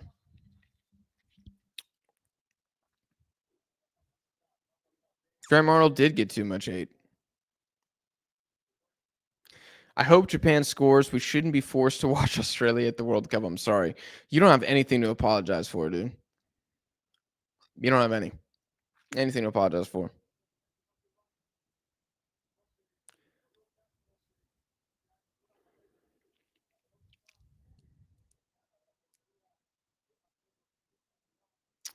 Nicholas Milanovic won Best Player in the A-League and is playing for Aberdeen next season. He could play in the Australia squad. Oh my God. It just seems like Popovich knows who he's going to play, and that's it. He's not that interested in building the next generation of Socceroos. He just wants to qualify for the World Cup. Certified sickos game on Tuesday. Absolutely. Is there any way there's more than 2 goals combined in Australia versus Saudi Arabia? Yes, if somebody scores immediately, like in the opening 5 minutes, and then we get an equalizer. Because then both might need a win to automatically qualify, depending on what happens in other games. Kuwait has 0 players playing in foreign leagues. I'm not too surprised by that. I'd be curious how many foreigners the UAE have. I feel like everybody's in the Emirati League for the UAE as well. Maybe they have a couple guys in the Saudi Pro League. Maybe they would have a few there. Oh, bad giveaway. Here's an opportunity for Australia. They've waited the whole game for this moment. They've kept the ball.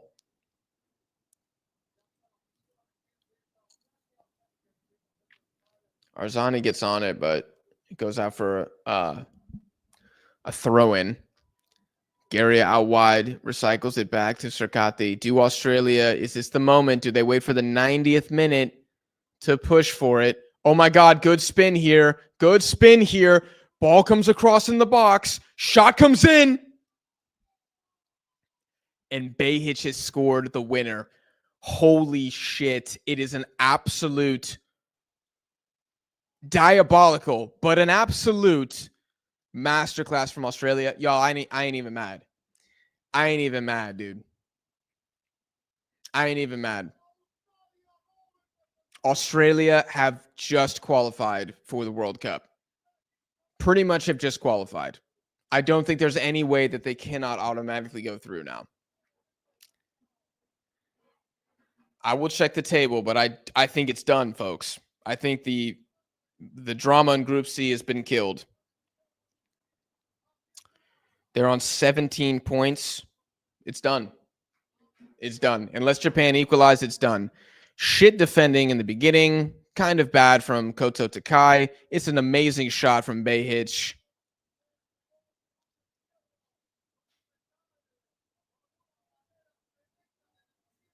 It's a great shot from Behich. And honestly, man, congratulations to Australia. They actually played their best players, stuck to the game plan. Japan deserves this 100%. I have zero sympathy for any Japanese fans right now. And Moriyasu. Just pathetic on his part. It's so bad, y'all. Wow. So the Saudis are watching this right now and they are furious because, oh, damn, head to head. Oh, that looked bad. Oh, that looked bad. I mean, it's basically done for automatic qualifying.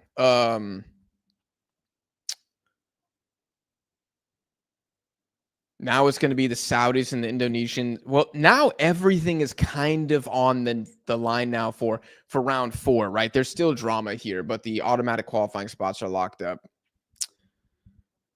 Do Japan qualify? Oh my God.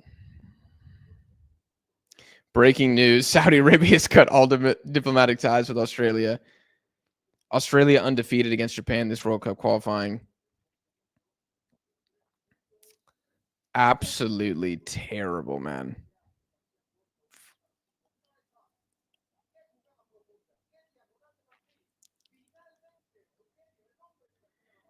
This is,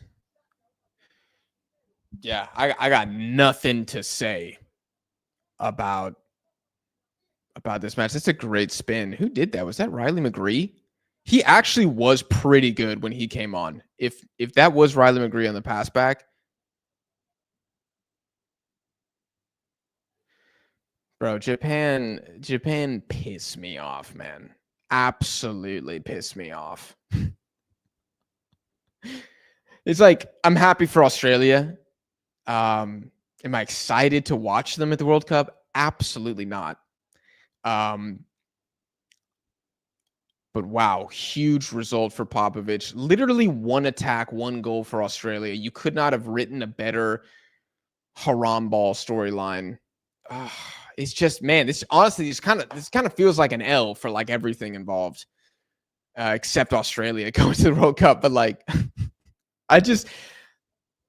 how do you separate the performance from the points? How do you separate the objective achievement of World Cup qualification with what it took to get here?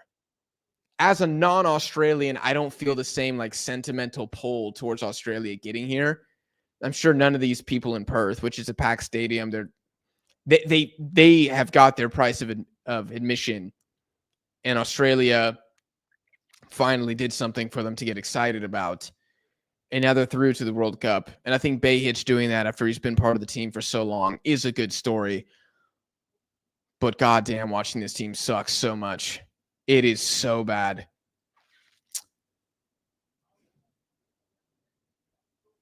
I will say, and I've always said that Australia will finish in the second spot because I feel like they've been unlucky in a few games.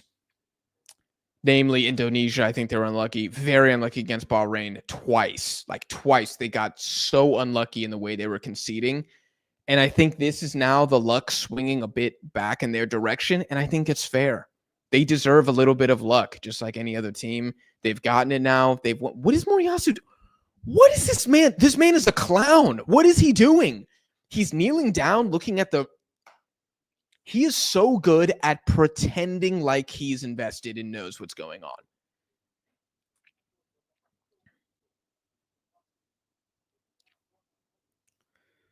Oh my God, bro. I never want to play Australia ever again. A video just got up. Did I upload a video right now? Oh, I might have scheduled it on accident. Hold on.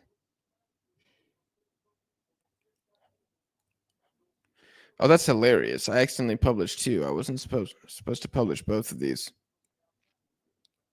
Hold on. That is hilarious. Thanks for letting me know.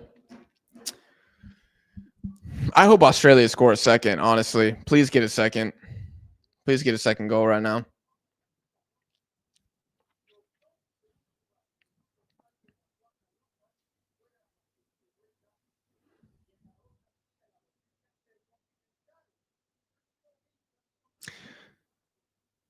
This is an interesting talking point. That narrative from a while back doesn't hold true anymore, that Japan's B or C team would dog walk this group. I hope that I never said Japan's B team would dog walk this group. And I know I never said their C team would, but I think you're talking more in generalities. I have said that Japan's B team would qualify for the World Cup, and I still think they would, even though they lost this game. Is this the B team? Arguably not even, but you guys get the point. Again, I don't want to argue B, C, D, F. The point is they lost this game. And the point is I still think Japan's B team is good enough to finish above Saudi Arabia and Indonesia. But this also, on top of that, I should leave this highlighted because I'm going to talk about this for a second. And again, the light is so freaking bright right now. I think what this shows is that if Japan don't try, they're going to lose. And the fact that this is still a lesson that some people have to learn, namely the Japanese national team themselves, is really embarrassing. Because we saw at the Asian Cup, they kind of walked around like, we're the shit, we're the big dogs, we're the best team, we have the best players, we're going to win this thing. And they didn't, and they got they did get upset in the quarterfinals. I think Iran beating Japan is a minor upset. And still, they've had kind of a nonchalant attitude and approach to Asian qualifying pretty much the entire time.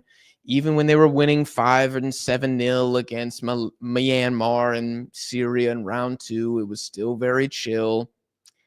And I kind of doubt that these guys are going to be able to just flip the switch suddenly and become killers at the World Cup. This is why I'm really concerned about Japan. It's not the talent, it's their mentality and their approach. And I kind of think they've wasted too many opportunities. For Australia, mentally, on the flip side, that's full-time Australia. Congratulations. Qualified for the World Cup 1-0. Is it deserved that they won? No, but Japan didn't deserve to win? Hell no. This was probably a draw, much like last game. A draw was a fair result. But Australia get a bit of luck this time instead of getting screwed. And I got nothing to say about that outside of that. Congratulations, Popovich. He's a bit of a lucky boy here, but I think the luck, again, I think it balances out. I think he's been unlucky in other parts, in other games. Has he completely validated his appointment? Perhaps you could say that. I think if you're not going to say so, it would be because you believe Graham Arnold could have done this too. And I guess we're going to see because he's managing Iraq now. So maybe he gets Iraq to a top 2 spot and we're like, damn, Australia, golden age of Australian coaches. I mean, I have no idea what we're about to say in that regard, but yeah.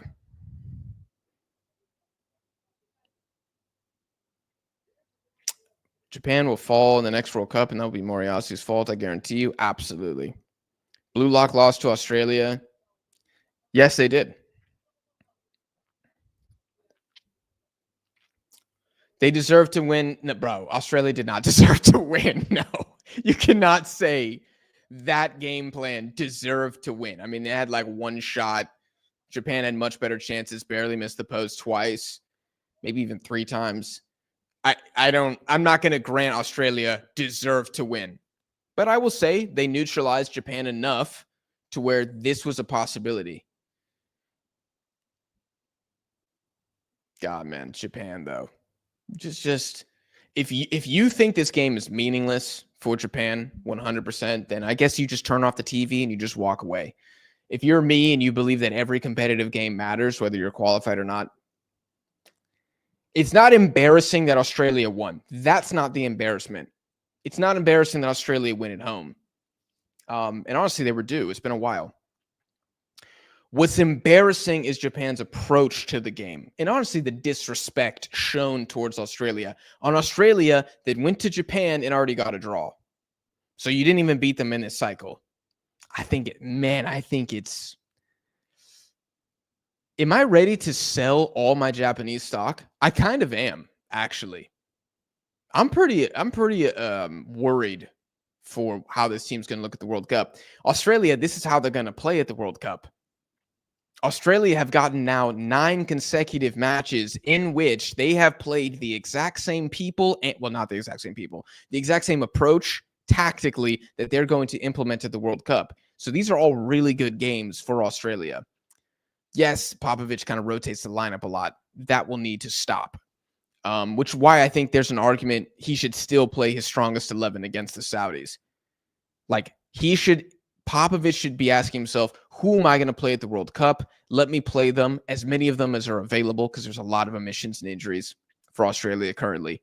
Let me play them against the Saudis, give them 90 reps in a game in which it's going to be very heated, away in Saudi Arabia at the King Abdullah. Australia lost there last time. The Saudis are going to be going for it, especially if they drop points today. And let me just give the guys an extra 90 minutes.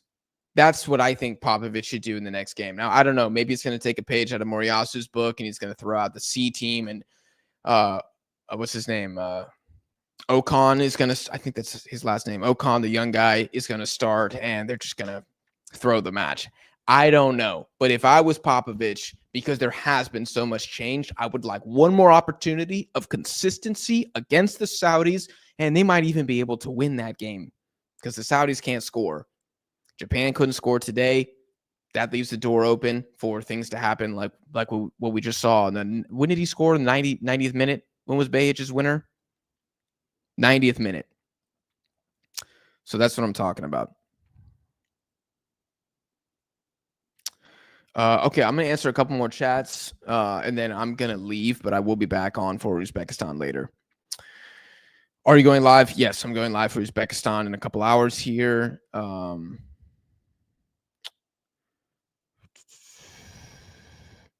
You're going live for Indonesia. I'm not going live for the Indonesia game. There's not a stream here available in Argentina.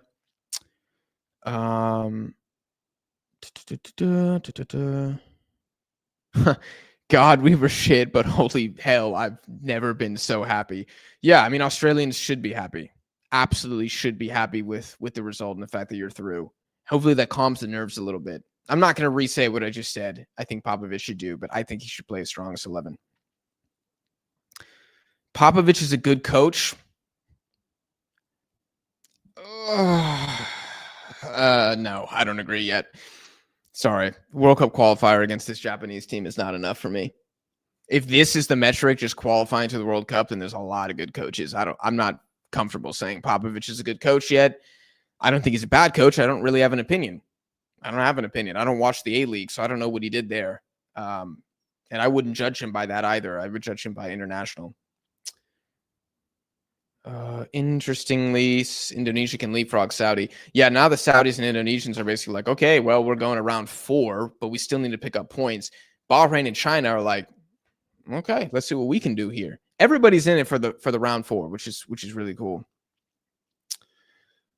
If Kubo hit the shot on target, it was game over. I mean, if anybody scored, it was game over. Whoever was going to score was going to win.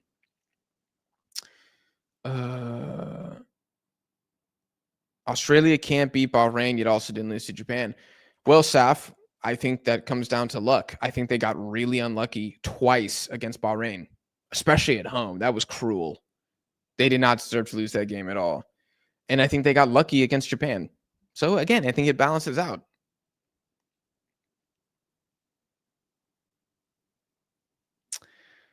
Japan still dominated the match, in my opinion, with the B, C team. With the A team, I'm very confident. The team got way better when Nakamura and Kubo sub in. Who knows what Moriyasu is thinking? If you're looking on the bright side, yes. I would say objectively, Japan were going to dominate the game no matter what, because Australia were never going to want the ball. They're not a possession team. So to say that they dominated the game, I would say they did what Australia was comfortable with. dominating the game is possessing the ball plus creating chances. They didn't create that many chances. Created very few good chances. Yes, they looked better when Nakamura and Kubo came in, but it still wasn't enough good chances. Even the Kubo shot would have been a really good piece of individual skill. So I would disagree that Japan dominated the game. I don't think that's fair to say. Are you going live for the guitar game? Probably not. I think I'm going to be gassed at that point. I dislike Japan's lack of intensity in their approach to the game. Japan has a major mentality issue, man. Very soft team. Uzbek UAE match is interesting. It's awesome. I'm very much excited for that game.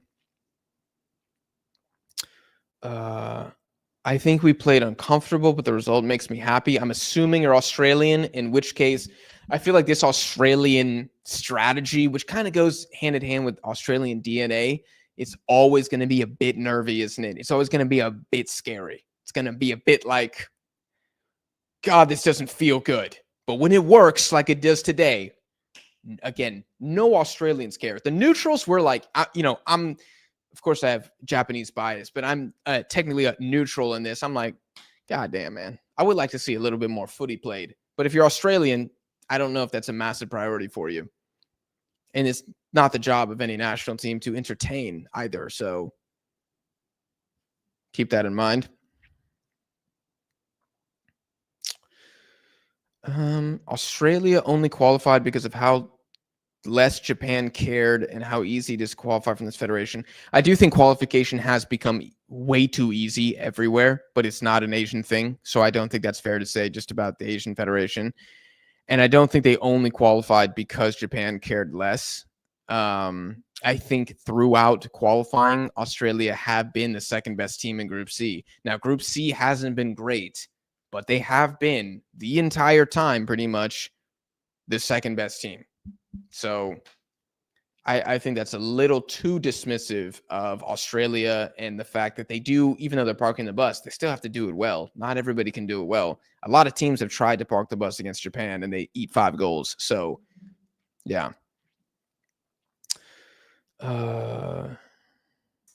Jack, I don't think Japan can reach the quarterfinal of the World Cup. I've really got to do some deep reflection.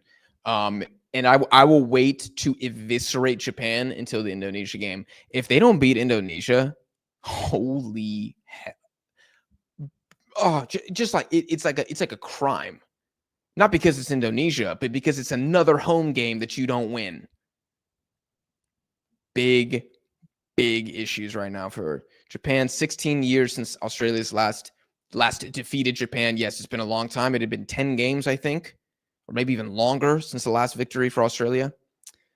Ahmed said Asian football's back. I think that kind of depends how you look at it, how you define back. Let me answer a few more of these guys, and then I'm going to head out. Biggest problem for Japan is waste too many chances. That's one of the biggest problems. They don't have a striker. Australia's lack of creativity and capacity to create goal-scoring chances is eye-damaging. It is a bit eye-damaging, but you have to give them credit. Defensively, these guys are freaking monsters, man.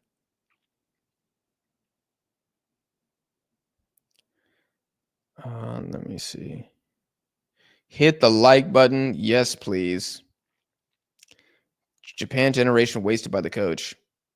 It's looking like that. If they don't win the next Asian Cup or make the semis of the World Cup, yeah, it's wasted.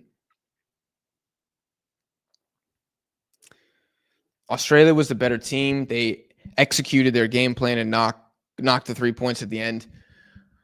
Yeah, were they the better team? Slight. You can make the argument either way. I'll say it like this. Who executed their game plan better? Australia or Japan? Australia. Hands down. Does that make them better? Maybe it means they prepared more. It probably means they tried harder, which I think is certainly true.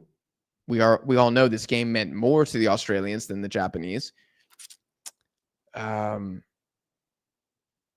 You just have to take it in context with who Japan was playing and the intensity at which they're playing at, which is not Australia's problem. I don't think we should, whenever we're talking about Australia, previewing the 2026 World Cup, I don't think we're going to be like, well, I mean, Japan played the C team. That's not Australia's problem. That's Japan's problem.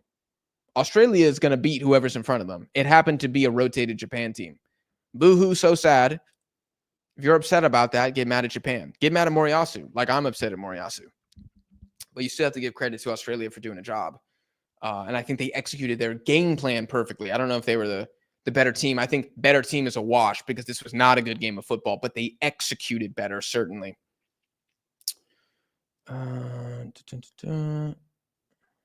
Hello, I'm late, but I like your channel. I appreciate that, man. Thank you.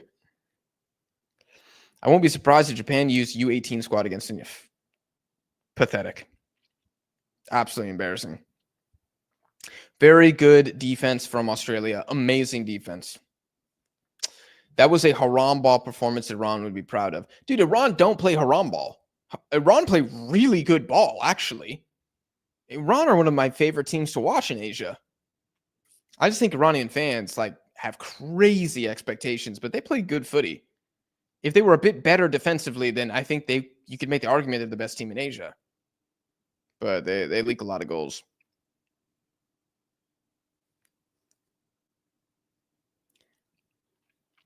I'm shocked this version of Australia beat Japan. Not shocked that they beat this version of Japan. If this was the A team, I'd probably be speechless right now. I don't know what I'd be saying. I'd just be like, Australia cooked. And then I would have just ended the stream.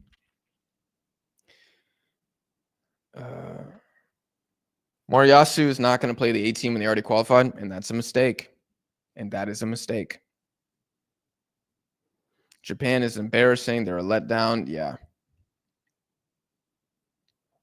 Biggest Japanese letdown since Iwo Jima today.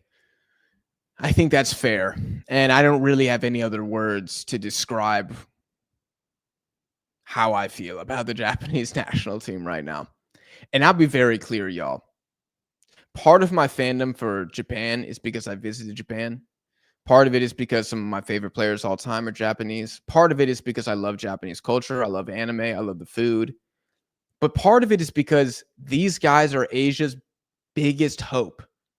Y'all have all seen Star Wars. Help me, Obi-Wan. You're my only hope. Japan, for me, is kind of Asia's only hope for a deep run at the World Cup. I think Asia will have several teams in the knockouts. But a deep run, to put respect on the Asian continent, Japan is the best position to do this. So when I see them lackluster, apathetic, lethargic, with this entitlement, like they've done something as a national team. They haven't won the Asian Cup since 2011. Japan has not won the Asian Cup since 2011. So when I see them approach the game this way, that's why I get so mad. Because I think, all right, if they approach the World Cup like this, they're not going to go very far. And if not Japan, then who? And that's when you start looking at the other teams. Korea, I don't think have a prayer. Iran, too bad defensively. Honestly, it's probably going to be Australia. Again, is going to put respect on Asia. It's probably going to be them. You could say Uzbekistan. I need to see them be able to win more games against good teams, though. I have no doubt that Uzbekistan can get 2 draws in the group stage, but can they win? Again, I'll be posting so much content when the groups come out. That's why I get pissed off, because I look at this from the Asian perspective and I'm like, you would never see the elite teams from CONMEBOL approach it like this. Argentina, Brazil would never approach qualifying like this. They would never have this attitude. But Japan does. And the difference between Japan and Brazil having an attitude is Brazil have 5 World Cups. Japan have 0. They don't even have a semifinal appearance. They don't even have a quarterfinal appearance. So who do you think you are? You think because you got a bunch of players doing well in Germany that you're the shit? No, nobody cares on the international stage. You haven't done anything. But you are the biggest hope for the AFC. And that's what frustrates me. So we'll see what they end up doing.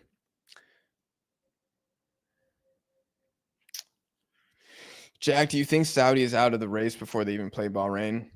Well, they are literally out of the race for the second spot, but they're going to be fighting. Everybody's now fighting for round 4, which is going to start in 20 minutes. I'm going to try to get some breakfast and stuff before then. If Iran, Jesus, do you hear my text now? If Iran draw or win, they're going to become first in AFC ranking. Deserved. Japan do not deserve to be number 1. Absolutely not. Lose against Indonesia, Moriyasu's job is a question mark. It's a question mark now. I've said it. A lot of you probably are new in the stream. I would sack him if they lose to Indonesia.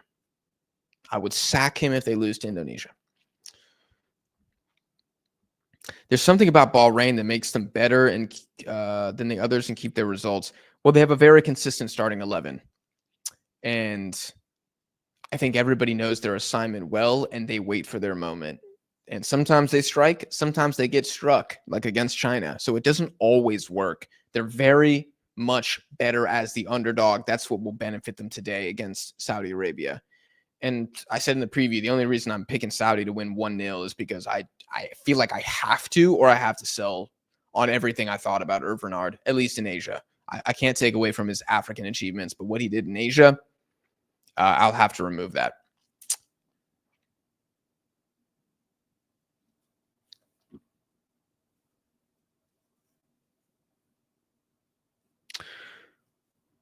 Uzbekistan will surprise at the World Cup. I don't know, man.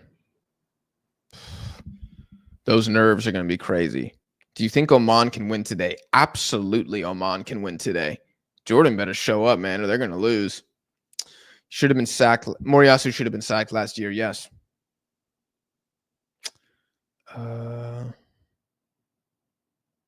Half of Bahrain players are in the Kuwaiti League. I did not know that.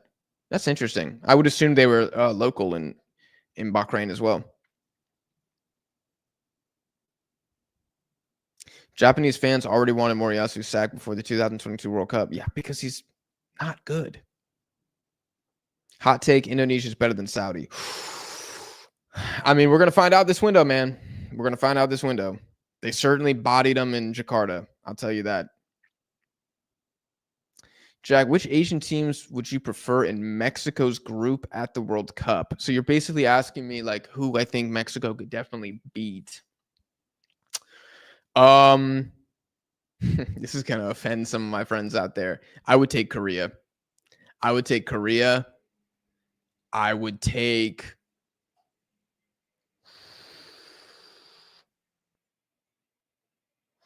Iran is an interesting one. I think Japan would be terrible, and I think Mexico would lose. Australia would cause Mexico huge problems, I think. It would be a draw, most likely, but we wouldn't have any advantage at all there. Jordan, Uzbekistan, Iraq, those are all like really interesting games to forecast. Uzbekistan would be a tough one as well. I'm trying to think. Maybe I think I'd probably take Iraq instead of Uzbekistan. I'd probably take Iraq over Jordan too. But yeah, for some reason, I'm just so confident in playing South Korea right now. Iran would be scary because of their attack. But if Mexico can neutralize that, I think Mexico would win like 2-1. But it would be scary because Asmun and Taremi would cause a lot of problems. I think Mohebi would slaughter any Mexican right back. I think Ayedi would as well. It could get ugly. So I'm trying to think of teams that don't have very good midfields as well and kind of have leaky back lines. And there's not many that are going to the World Cup.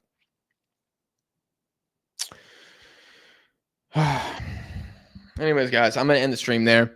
Congratulations to Australia for the direct qualification. Executed the game plan perfectly. Massive question marks about Japan, which have existed for a while now. I'll be back on the channel later for UAE versus Uzbekistan. I'm going to get some breakfast. I'll be watching Indonesia, China. Offline, though. So if you guys want to know what my thoughts are on the game, you can follow me on Twitter at the Jackson. I don't think the link is in the description, but it might be. Yeah, it is. The Dead Ball TV link is in the description. So go there and you can find my personal if you want to see my thoughts on the game there. Chat, you guys have been awesome. I know the game was not epic in any sense, but we did see a team directly qualify. We got a goal. Can't complain. We got a goal. And the second half was better than the first half. So anyways, I'm going to count this as a successful stream, as a dub stream. I appreciate you guys for being in here, and I'll see you guys later on the channel.